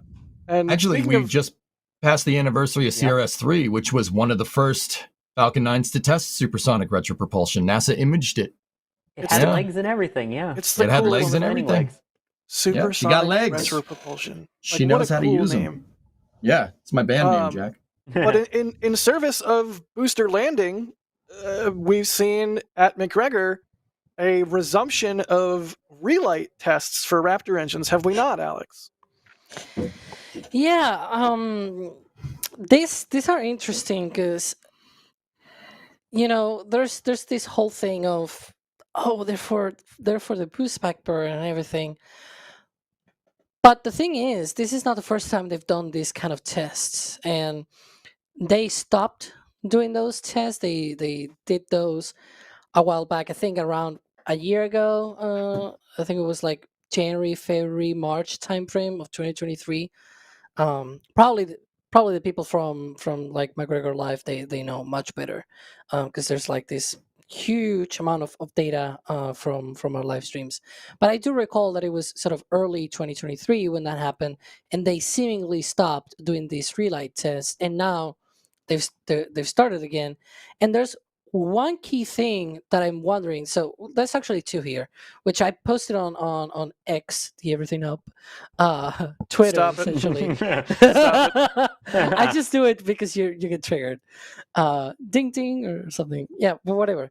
And so the two things are what has changed, right? Is two things, because from that moment, from early 2023 to now, they have flown 3 times a Starship, and the 3 times, well, not on flight 1 because they never got to that point, but on flight 2 and flight 3 they had relights of engines, and that included essentially on the booster. They never were able to do it on the ship on flight 3, but essentially they had relights. They had flight data on these Raptor 2s being able to relight in space and things like that. And while it is true that when they do these relights, the time between shutdown and startup kind of looks like the time between when they shut down the engines on the booster at most engines cut off, and then when they do the boost back burn and they start up the engine again, like the time between those, it kind of feels very similar. But the burn that happens before and the burn that happens after is not at all like you see during an ascent burn and then during a boost back burn. So it's just, it seems like this is just gathering data on restart for the sake of gathering data on restart, which is interesting because then there's a second thing that is new from what happened during early 2023, which is now we have a new type of Raptor in development. Now there's a Raptor 3 in development. And those tests that they did in 2023, that was with Raptor 2.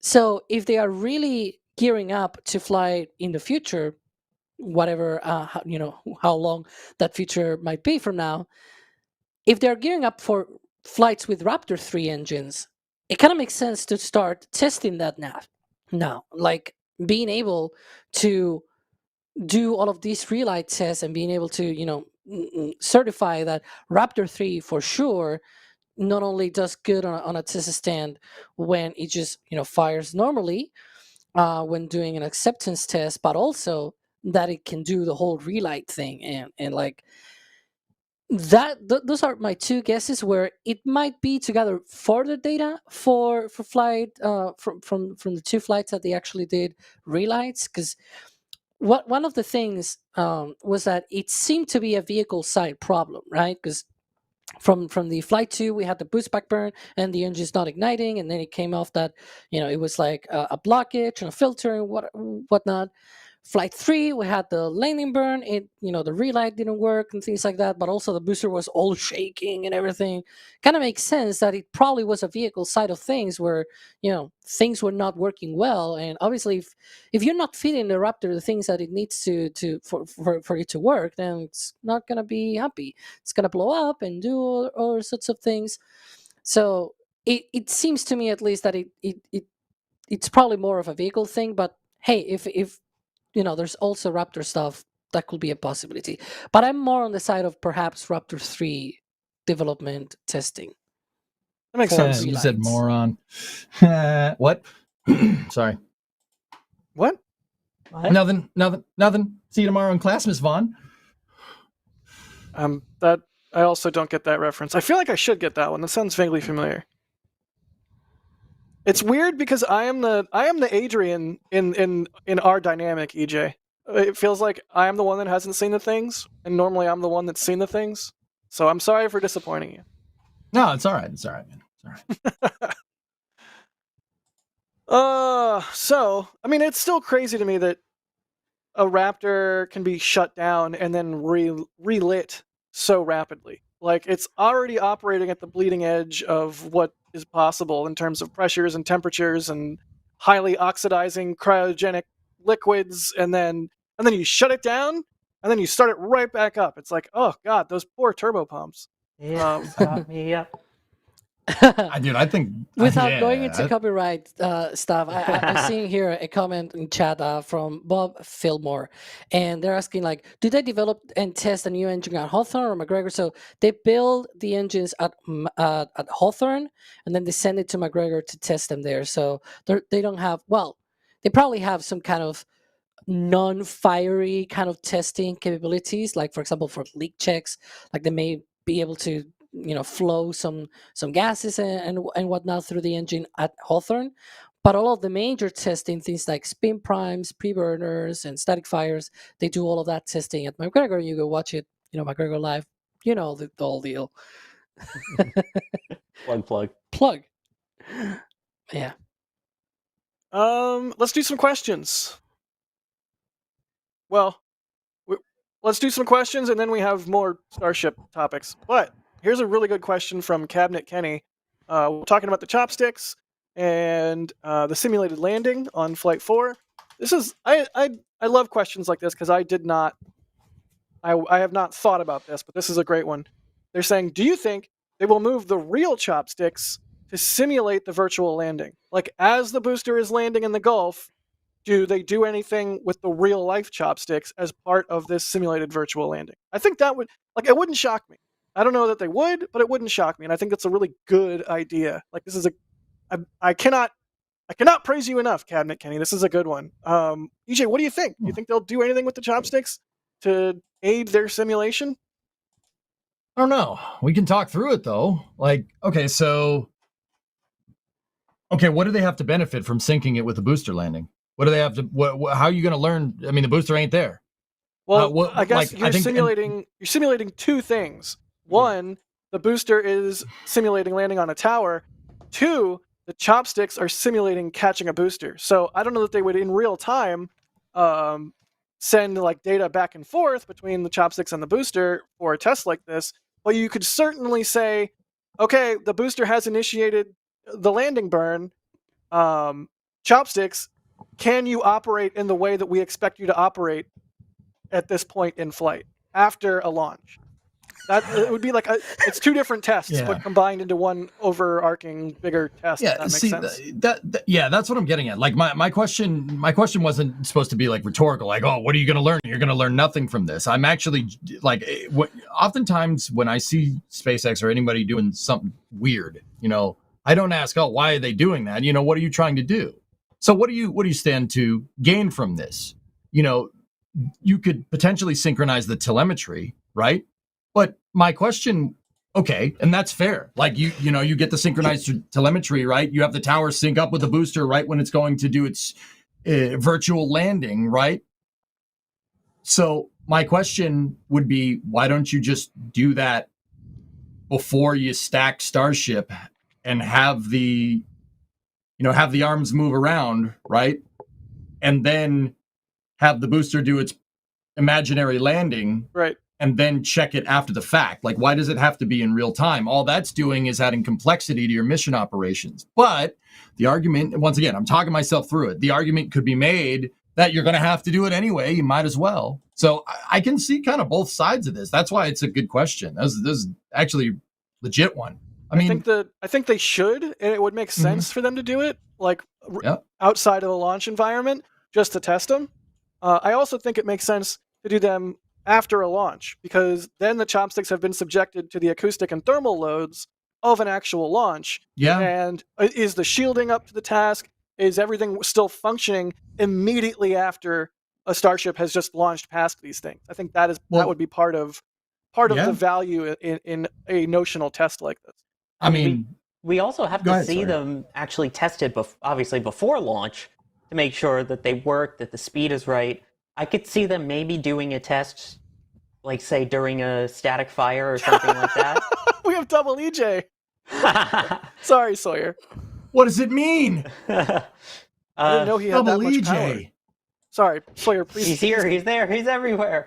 I could see them maybe doing it first with the booster on the stand, potentially. Again, because we've seen it where chopsticks are wide open and it's still hanging out there just fine. I feel like that would be the first step, would be to do the test pre-flight with the booster there, then maybe test it during the flight. But I think the big thing is going to be getting the testing done beforehand, because the last thing you need is, oh, hey, we did all these upgrades, and it's still too slow. Yeah. Or it's way too fast. Yeah. Alex, any thoughts before I do another question? Well, it might be a good idea to be able to do the sort of dry dress kind of test of trying to like if the booster is laying on a virtual tower, then the tower may catch a virtual booster. If you think about it, right? Right. Like that could be a thing where on Flight 4 they're doing not only the booster landing side of things but also the tower side of things. And so whenever if they actually go for a catch on Flight 5, then it's not like, oh, how do we move the chopsticks now, right? It's like it's not gonna be like that. They already have data from that kind of thing of trying to mimic where the booster is gonna be and things like that with the previous flight. It's not perfect, but and like EJ was saying, of course they can test the movement before a launch. But I just keep thinking about after Flight 3, when they opened the pad, like 2 hours after launch. I think they did the same thing after Flight 2.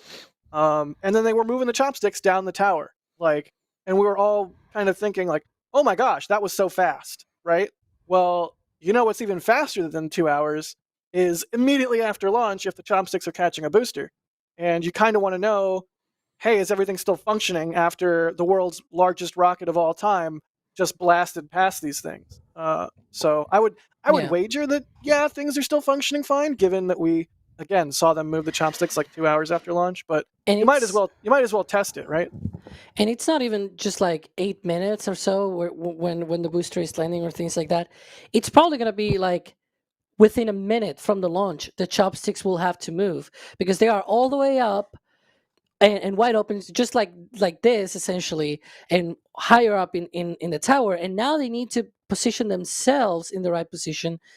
And I'm guessing because the chopsticks do two things: they go up and down from the carriage system. There's like a pulley system and everything, and draw works and all of that. But then the arms themselves can open and close, and those are two different systems. The one that actually goes slower for right now is the one that goes up and down the tower, and that takes quite some time to be able to go up and down because it's a carriage system and the whole draw works and everything. I don't think it could be able to go that fast to be able to like compensate the booster coming back down, which is probably why on that render from a SpaceX, all you see the chopsticks do is just close. They don't do the movement up and down. which means probably before the launch, they should be at the height where the catch is going to happen, and then they close it, or like they move the chopsticks to the location where that is going to happen, where that catch is going to happen. But the height, the location, up and down on the tower will probably have to be already pointed, on the right location. So in a matter of minutes, they're going to have to close the chopsticks to sort of, within the limits, so that the booster can come in and just close in, and also position themselves. I don't know if it's going to be to the left of the tower, to the right of the tower, right on top of the OLM. We don't really know that much. The render kind of seemed to assume that it's going to be right on top of the OLM. It's going to be a little bit spicy, but it's 3 engines, right? It's not 33, so it's much less of a heating problem. But yeah, we'll see. We will see. Bill Baker becoming a Red Team member. Thank you, Bill. We appreciate it. We appreciate all our membies. Let's see. James is asking, what kind of damage do we think would occur from a failed booster catch? I mean, it's a mostly empty, fairly heavy steel tube at that point. I mean, would it even explode, or would it be a, as Elon loves to say, fast fire / conflagration? like how bad would it actually be, potentially?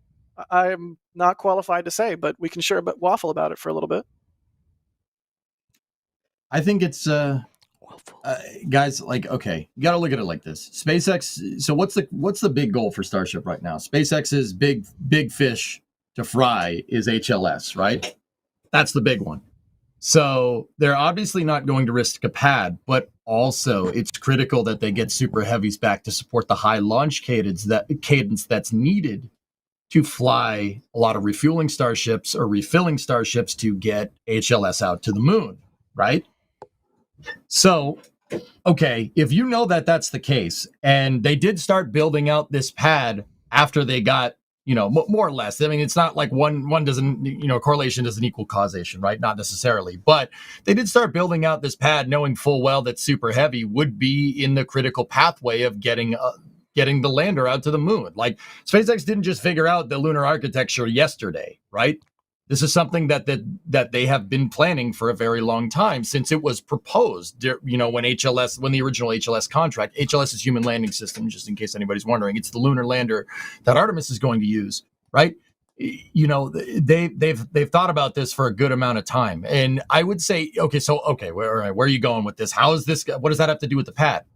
Well, if you know that you could potentially mess up a super heavy landing, right, and a super heavy catch with that tower, you'd build in beef into the pad from the start. Like, I'm not saying that, if one blows up, it'll just be able to integrate another starship, right? Like, I don't think we're at that point, right? But not even.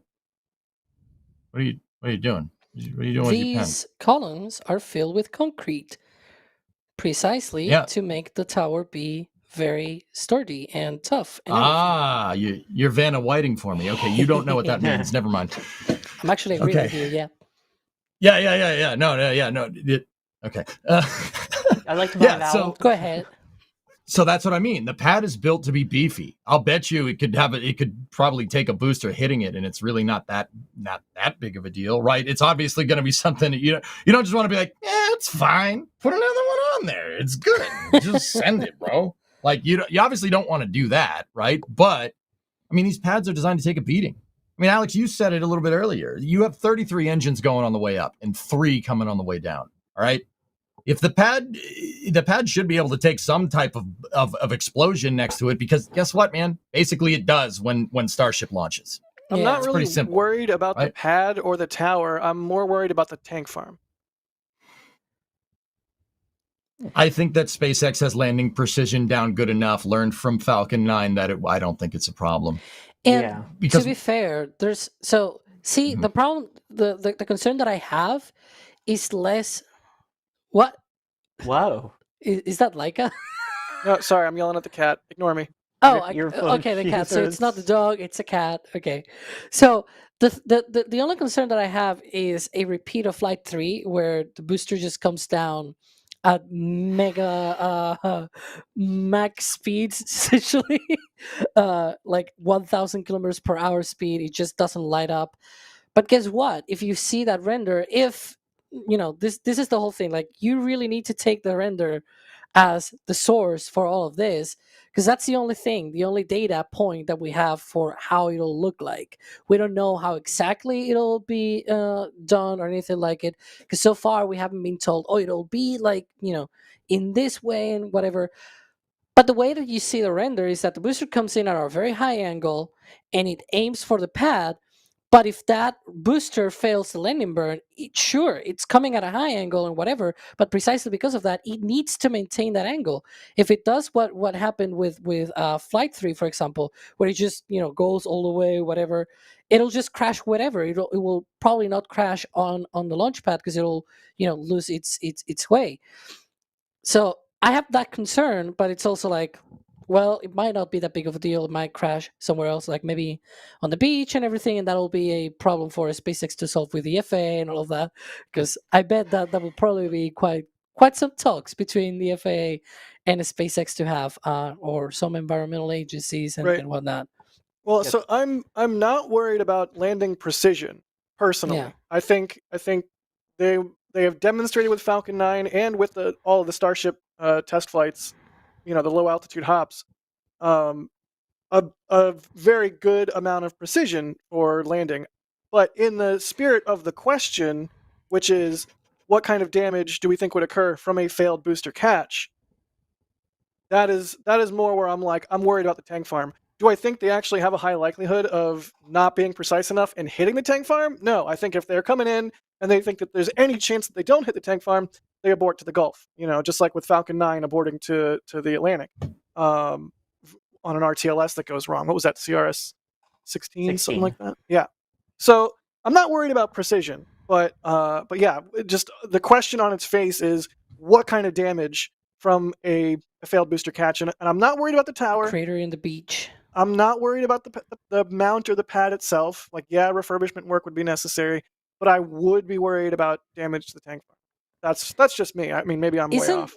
Isn't the booster supposed to come in from this camera view? Like, it'll come from behind the camera and then here, so it will not be on the, well, I guess from my side it will be this way, essentially from the tank from side. So it will be like from, I guess, from that location all the way here and in between the chopsticks. But here's the thing: so not from this place. A booster is tall, and if you took a super heavy booster and turned it on its side with the engine section on the pad itself, I'm pretty sure. I mean, I'm bad with judging distances. I'm pretty sure it would hit the tank farm. I think it's also worth noting in terms of where it would crash. When you think of it, with Falcon 9, it never aims for the landing zone until the very end. Right. They will target near the drone ship. They will target near LZ-1 or 2. It's just once they realize that all the engines have lit and everything's working, that's when you see all the crazy grid fin movement and steering to actually bring it into where the drone ship or the landing zone are expected to be in the onboard computer. This one, it's coming at such a weird angle. I guess it's a question of what is in the trajectory underneath it, so that if they do the same thing of, hey, we're going to aim for somewhere else, and the second we know that it's going to work, we tell it, okay, go for the catch. At what point is that, and where is it over? Is that over the Gulf? Is it still on a trajectory that would bring it, like you said, near the tank farm, near the area around Boca Chica? I think a lot of that's going to come down to the exact angle and the direction that it's coming into. Yeah, it'll probably inform. This is a SpaceX. We'll go for the catch. Wow, I actually believe that was mission control audio for a second there. Maybe I'm just too revved up on coffee. But yeah, I bet that exact thing, Sawyer, will inform the sort of flight path that they design into a booster coming back. And if you're not expecting a booster catch landing to look a lot like a Falcon 9 drone ship landing or RTLS, then you need to adjust your expectations, because like EJ was saying a little while ago, they will absolutely use what they've learned on Falcon 9 to inform how they operate super heavy. Yeah. By the way, Gypsy Tinker in chat did say that where it would likely land is probably on Danger Van. Probably. That's Nice. 3 miles away. Yeah. from the that launch would be bad it'll for a find it. variety of reasons, including the fact that for flight 1 and 2, I was standing within like 5 feet of danger van, or not flight 1. Yeah. Flight 2, I was standing within like 5 feet of danger van. So please no, Yeah. Pat, please no. Although, if I'm gonna go, it's not a bad way to go. It's a super heavy way to go. It's like that. Hey. It's like that meme of you like, huh? Yeah, right. Jack 5 minutes before the super heavy landing burn. But yeah, one thing that I would like to mention, and EJ, you were right and everything, and whatnot. Yeah, about the horizontal thing, which is essentially yeah, because I'm gonna mention the horizontal swing that you can see on the render. So if if we actually take that render to heart, it will come in at a high angle, and then it will come in, and as soon as it slows down enough, it is essentially away from the tower. It's actually not on top of the tower, and it's just like swinging over as it comes down. So it's like a slopey kind of trajectory where, hang on, I'm gonna try and be like, Yeah, there's hang on. significantly more translation horizontally than I think a lot of Here. us, Yeah. except for Yeah. EJ, expected. like EJ that, called it. and whoop, Here, take this. and land. EJ EJ showing absolutely, off. EJ absolutely Take- called it. Take this. Yeah, but I Gotcha. don't have that, so I have to use my Apple Pencil. So All right, that's good too. that also has Polygrapho. 29 engines, not 33.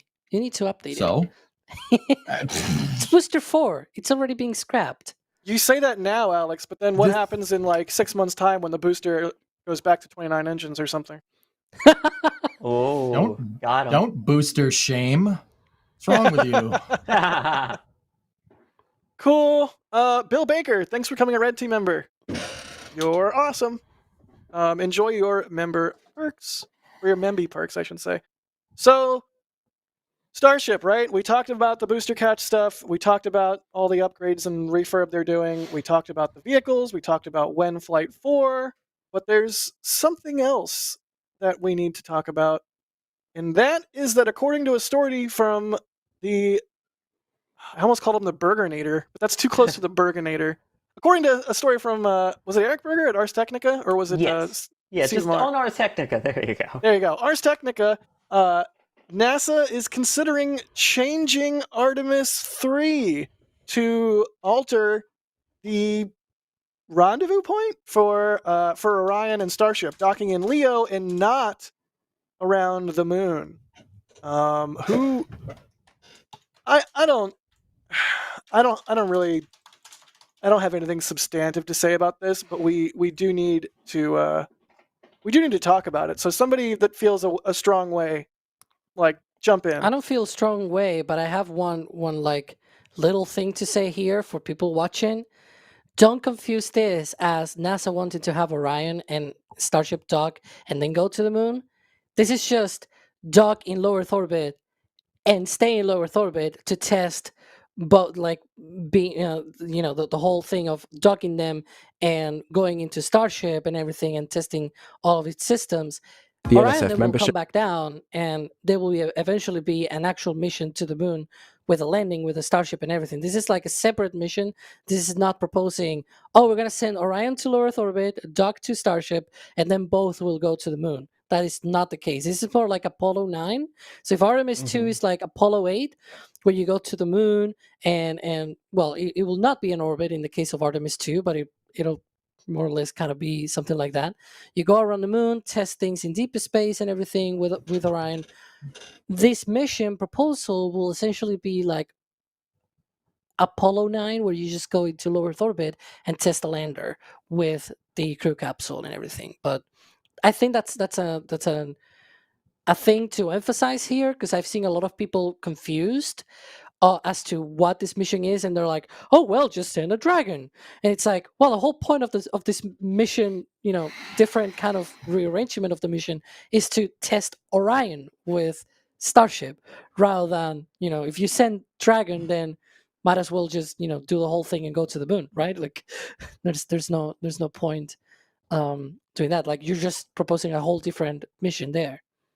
But yeah, No, that's that has.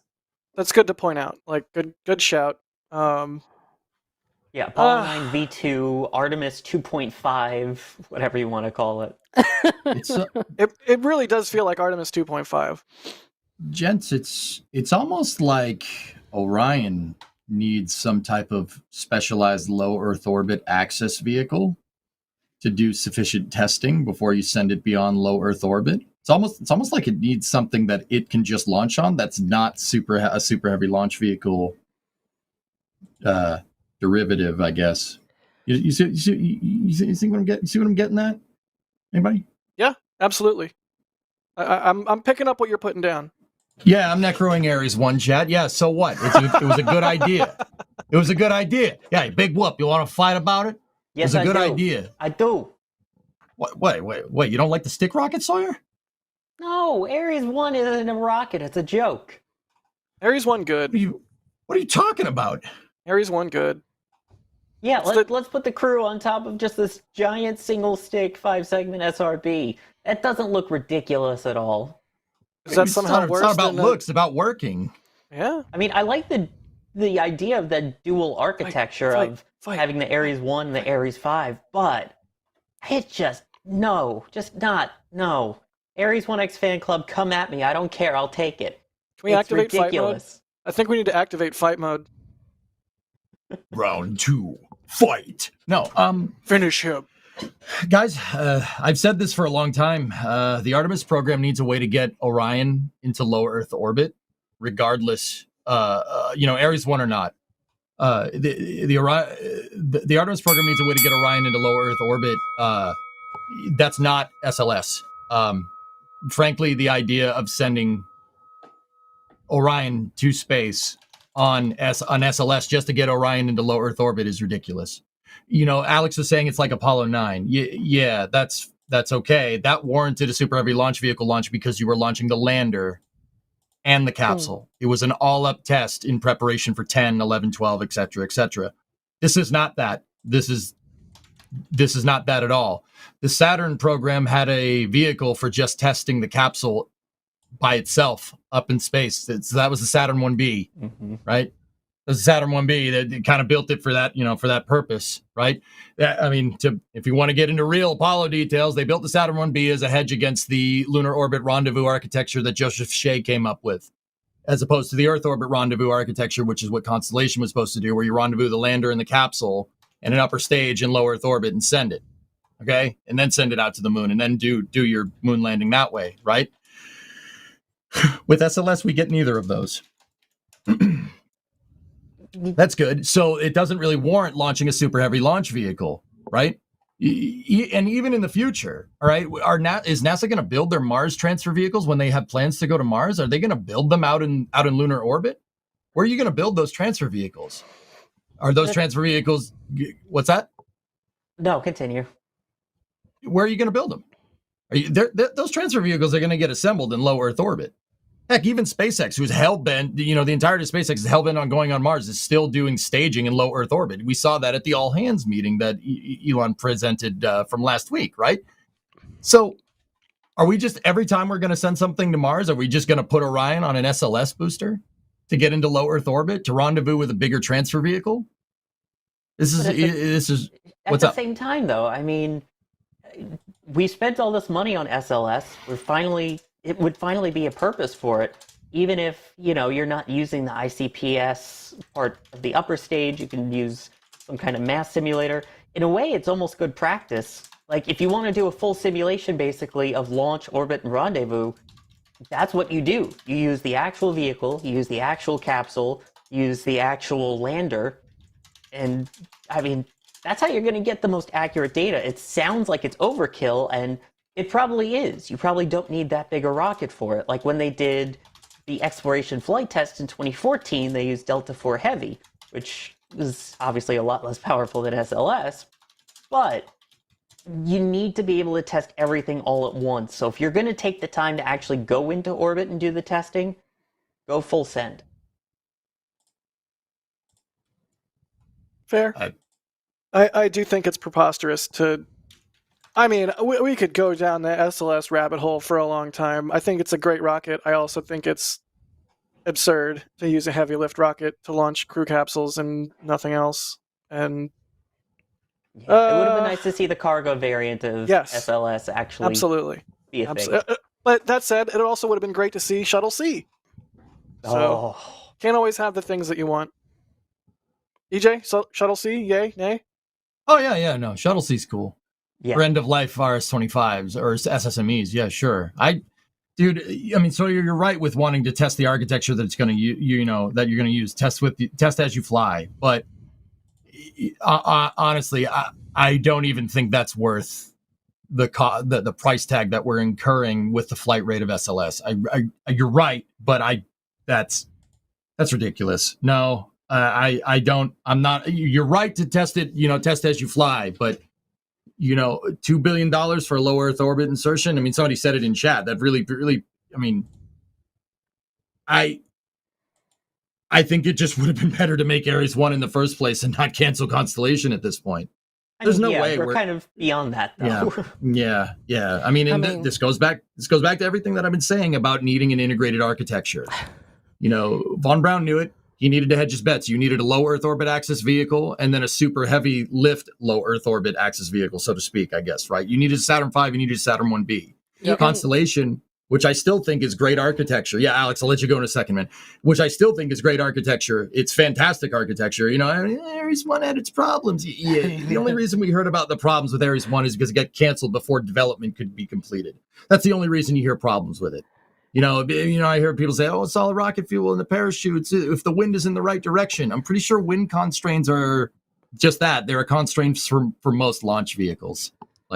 I'm just putting it out there, right? I mean, if we want to get into it, but you need to have a much more, symbiotic architecture, I guess. But I mean, I think it's ridiculous that we're even to this point. Now, keep in mind, and Alex, I swear I'll let you talk in a second. I swear. It's okay. Keep in mind, this is all based off of what Eric Berger's hearing. And I'm not trying to call out Eric. I'm not trying to be jerk, right? It's based off of what he's hearing. And NASA does listen to a lot of different proposals for design. Lots of salt. Yeah. They do listen to a lot. You're not going to know that sending SLS with just an Orion on top of it to low Earth orbit is crazy until you actually go and ask the people that are actually going to be doing that until you figure it out. So, this could be just based off of NASA, just, trying to feel out where they're at with the program. It doesn't necessarily mean that they're doing it. Anyway, Alex, go ahead. Yeah. I'm mostly going to bring up a vehicle that a lot of people love here, shuttle. So the whole point of the shuttle, it was envisioned in the very, very early concepts. Essentially what you mentioned, EJ, that the name Space Transportation System and Space Shuttle and everything, all of that was because it was envisioned way early in the program to be something to shuttle things from Earth to low Earth orbit and then put things together in low Earth orbit to go somewhere else. The original idea was that there were going to be tugs in space, there were going to be large assembly of stages and spacecraft and everything in orbit, and then it will be sent to the moon, eventually Mars, etc., etc. That never came to be. Then in the 80s, we got the National Launch System, which was the first sort of shuttle-derived launch vehicle that looks the most compared to SLS. There's this render from 1988, I think it is, and it's literally the SLS rocket, except the boosters are shorter because they are 4 segments instead of 5, and the core stage is also shorter because of that. But it has 4 RS-25 engines. It has the solar rocket boosters, an upper stage, a big fairing, and everything. It just looks like the SLS, and it's from 1988. That hurts. If all of that, work in studies and everything, okay, sure, shuttle was so expensive, it never met its goals. NASA gave up on doing a lot of other things, which hurts, as Jack was saying. Why didn't there was nothing done with the NLS, with the National Launch System, which then into the 90s there were many other proposals. Then they reverted back to Pour one out for X-33. I'm still mad about it. Yeah, exactly. Then in the 90s, they got the X-33. There was the I think it was the Delta Clipper. DCX. Yeah, the DCX Yeah, EJ, and you built that everything. entire thing, didn't you? In Kerbal. And so in the 90s, they tried to like go away from shuttle-derived concepts and actually have original, reusable designs. Then Columbia happened, and we went back to Orion and space capsules and whatnot, which is not intrinsically bad, but it's like there was this drive in the 90s to go reusable and try to get like even the crew escape vehicle for the ISS. It was like a little space plane that was going to be reusable. It was not going to be launched crewed, but it was, you know, this blunt body kind of thing that was going to be re-entering, and it was reusable because you land it and then you can use it again. Then you can see the NLS there. As I was saying here, it looks like the SLS. It hurts. It physically It looks hurts like me. Ares 5 too. Yeah. Just stagnated for 40-something. Oh, God, it makes me so mad. And so you look at all of this, and it's like we could have done so many much more things if people had been committed to it, right? And it comes back to the whole conversation that we had before with Mars sample return and all of these other missions where it's like, yeah, 1,000 proposals and 1,000 things, but we never finalize concepts and we never finalize the studies, and we spend lots of money on, you know, studying the study of the study and the design of the design of the other design, and it's like this sort of Russian doll kind of thing where it's like one thing inside of the other thing, and you never get anything done. It's like I wanted to fly, please. I wanted to fly. Come on, just do it. Commit to it, please.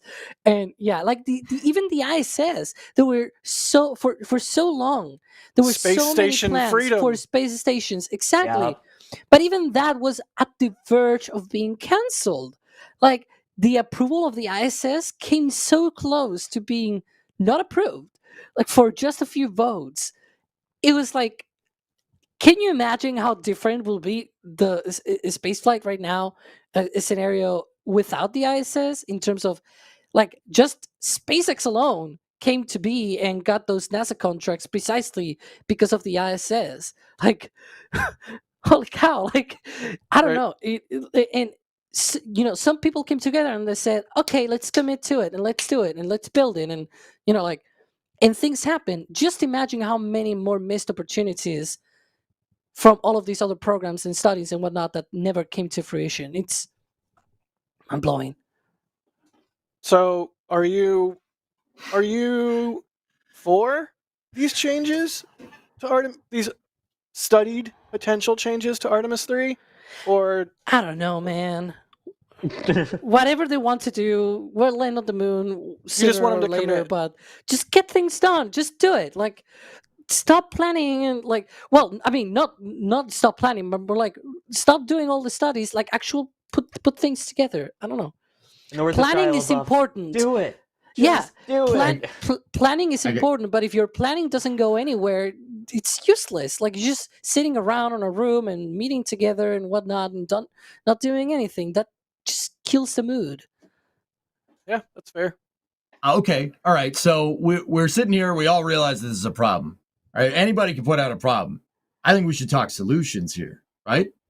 So it's very clear that Orion needs some low Earth orbit access testing, right? Now, you can even go and look at the Artemis. Say it again. Say it again. Falcon Heavy. Dude, I don't even think Heavy. 9 will do it. Can't it? Hang on. Is it capable? I don't think about it. Because Orion is kind of a. Orion's heavy. Falcon. Yeah. Falcon 9 can put, what is it, 23 metric tons into low Earth orbit, full expendable, right? Yeah, but do you want to fly expendable? No. I just want a Falcon Heavy. Remember, Falcon Heavy. I mean, yeah, who doesn't, right? And you could probably do even side booster RTLS and everything, but continue. But so, okay, hear me out. Yeah, Orion with its service module, with the European service module, is 25 metric tons. It's 25,000 kilos. Falcon 9 can't put that into low Earth orbit, but we're forgetting that our payload has 1,500 meters a second delta V, a significant chunk to get to orbital velocity. Falcon 9 Absolutely, but provided it could take the payload, the loads, the compression load that from 25 tons of something up there, right? And personally, I think it could. But if we play off that, right, you could drone ship land Orion easily. You could drone ship land a first stage and put Orion into space and use the surface propulsion system for circularization. That'll get you a Falcon 9 back. You expend the second stage, use the service module to circularize. Someone said Right? use Falcon Heavy and stubby nozzle. Oh, God, get out of here. No. Damien, no. Bad. All Why? right. On Right? that note, go ahead, EJ. Finish your thoughts. So, yeah, I mean, okay, so chat said Orion is 26,000 kilograms. So what? That's still good enough to do a drone ship landing with Falcon 9 and put Orion into low Earth orbit. Basically, the point that I was trying to get at, with Ares 1 is that, look, even in the future, Orion's going to need a way to get into low Earth orbit to be able to get to Mars transfer vehicles. And I swear, if it gets to the point where we're planning SLSs into, getting Orion into low Earth orbit to rendezvous with a transfer vehicle that was launched by an SLS, I will blow a gasket. That's why I was getting so pissy before, dude. Yeah. I will blow a gasket. I'm right there with you. Smoke will come out the sides, man. Yeah. So, how about NASA step up to the plate, put out a request for information about, commercial launch vehicles. Could be Vulcan, could be New Glenn, could be Falcon 9, doing some low Earth orbit testing with Orion to make sure we get the data that we need to do these architectures, because clearly NASA putting out this request for information, they wouldn't do that, changing your mission schedule this close. We're still 2 years out by their own schedule. We're still 2 years out, but 2 years is nothing in space flight. That's nothing. True. That's nothing on a time scale. Absolutely nothing. The fact that NASA is even thinking about it, and once again, this is hearsay from an article. I'm not saying Eric is wrong. He's a very good journalist, right? The fact that if he got wind of this, that they're considering changing the architecture at this point, that could be disastrous for the entire program. Like we're talking about procuring an extra SLS here, right? How are we doing that, right? How are you going to do that with cost plus? You don't procure vehicles with cost plus. We talked about this earlier. You procure vehicles with firm fixed pricing. And right now, all the production contracts for SLS are plus. I don't think that's why I'll blow a gasket, man. Yeah, and I guess that also ties into the other Ars Technica article that Eric essentially published this week, which was about the Boeing layoffs. They're apparently laying off hundreds, was the word used on the article, of employees from the SLS program and perhaps a few dozen from the Starliner program even. Apparently precisely because of for Artemis 2 to happen, so the core stage is essentially complete, but Artemis 3 is probably not going to happen for another 3 or 4 years. So they're going to have a slow few years. Like SLS manufacturing will not be on the long pole for those missions. And I'm being switched now from Jack, EJ, and everybody. But I think Kevin's just trying to catch anyone that's typing. but yeah, and so they're laying off precisely because they're thinking, oh, we're gonna have a few slow years, then we'll hire more people and try to come back to the previous levels, because they're not gonna be producing as much. But it's like, in the meantime, NASA is like, hey, let's suspend one of these core stages on this mission and forget about the one for Artemis 3 or whatever. Like, then that means they need to increase the cadence of production for, like, regardless of what the it cost plus and whatever, right? Like, regardless of the type of contracting, probably the manufacturer, the manufacturer or the contractor, whatever it's called, like the folks building that rocket need to be told, hey, make an extra one, please, because we want to build an extra mission. And like, or like, just, don't slow down rather than slow down. And man, I don't know, like, if they are truly doing all of this, I guess at one point Boeing should know about all of this and be told, don't slow down, please, we want an extra core stage around. It's something that I believe are SLS expert, I guess, and that's probably an understatement. Philip's Laws is trying to dig into all of that, I believe, because obviously what Eric was talking about, it feels like there's more to it in terms of the layoffs and everything, and then these sort of report on the potential alternative for Artemis 3. We'll see. I think at one point it was maybe EJ or Jack or Sawyer who were saying, NASA has a lot of proposals usually and a lot of plans, different plans and whatever. And then I complain that like just do one please and like go ahead and everything. So yeah, my take on all of this is precisely that. Just do something, please. Yep, please. Pretty please. By the way, for those wondering, he's here. Jake is here. It's hard to see with the glare, but nice. He's just out of my normal camera range, so there's a picture of Jake right Thanks. Thank you for that. He's on the floor. Look at that. Flippers79, Flip Diaz, thank you for gifting a Red Team membership. Where did that other one go? Here we go. Rokwa says we should have an on-screen happy birthday for chat icon and early days regular Karina Stanley.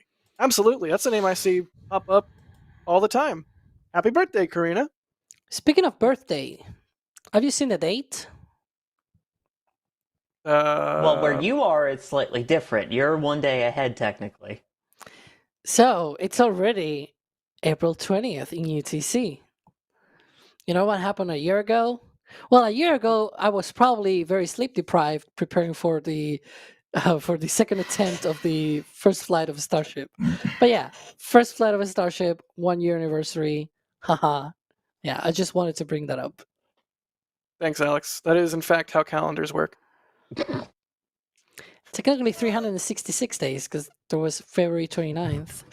Wait a minute. Could be... Alex, are the numbers? I don't know how Spain keeps the dates. Wouldn't it be like 19/4, 20? Well, 24 for him, yeah. Yeah, 24. Yeah. I can send you a screenshot. Hang on. Do you do the numbers backwards to us? Yeah, they do it wrong. Yeah. So it's not. By the way, I don't know why I found that calendar joke way you do too it funny. wrong because you said things.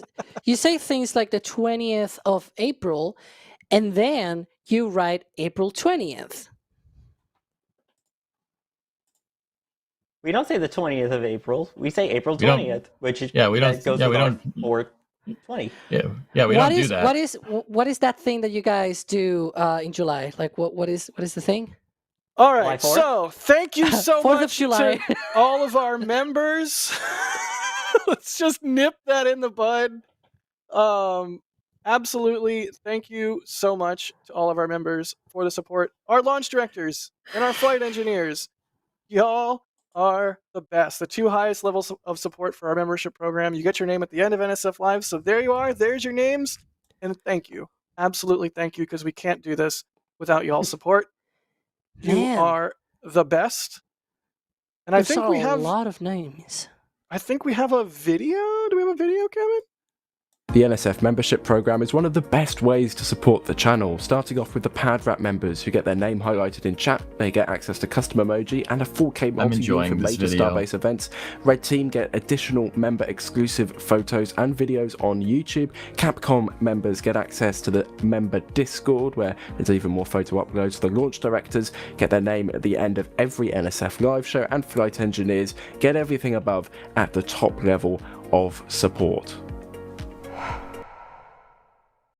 So there you have it. There's the different membership levels. Thanks to Ryan for doing that video.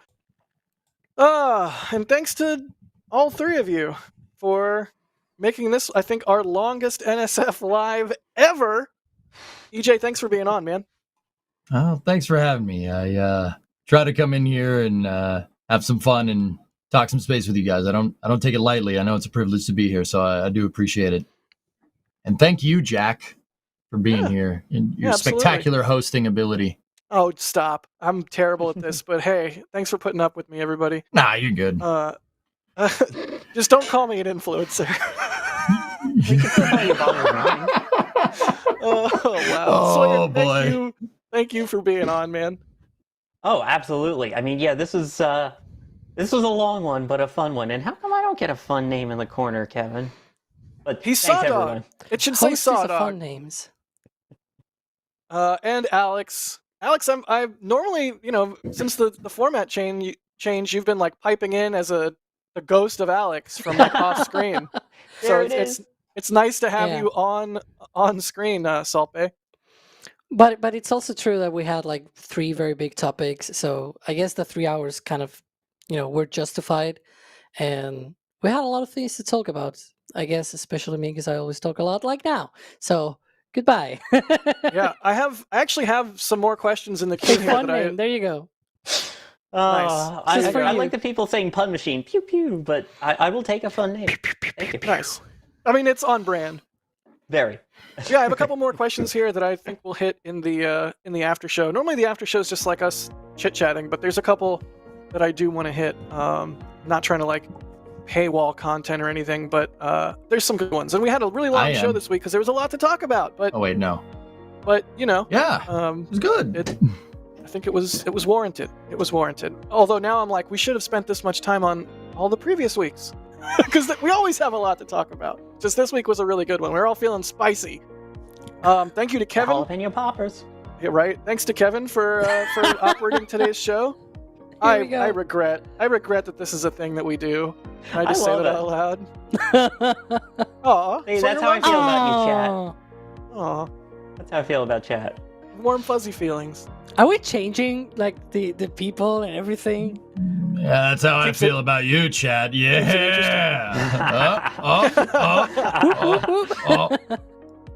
Yeah, I don't even know what that means.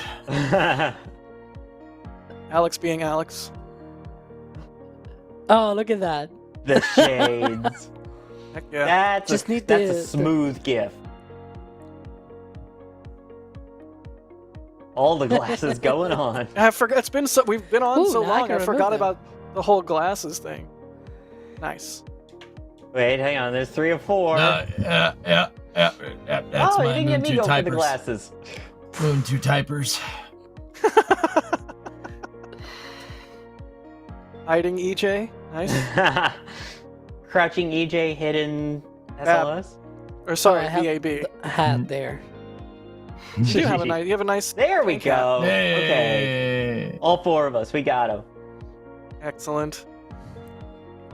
Had to wait so long for those. There we go. It is. Oh, The wait makes it even funnier. Fireworks, man. I'm not sure what got you there, but you got clearly. Yeah. Somebody said something funny. I think that was when Sawyer zinged you. Well, Sawyer always yeah. sings me. No. Professor Alex. Alex doing his best Vanna White. Oh, yeah. Yeah. EJ was right. Yeah. There's a lot of gifts this week. I love it. Well, it's a 4-hour show. There's going to be a lot. Oh my god, I'm so hungry. You know, What? We're not we've even gone talking from about very food. burger, so you can have a burger anyway. Yes. So we Also, did shout talk out to about Kevin, burgers. who continually has been changing who's in which corner of the screen every single time. He's having fun. I think Kevin might be losing it as much as we are. We've missed the one. The dish. We didn't do the dish this week. The Dish. The dish. The dish. Yeah, it's a movie. It's called The Dish. It's about a dish. Alrighty. Tim Well, Crane's a legend. thank you all for watching NSF Live this week. Maybe a new name coming soon. But yeah, let's go have some post-show fun time in the member Discord. And here we go.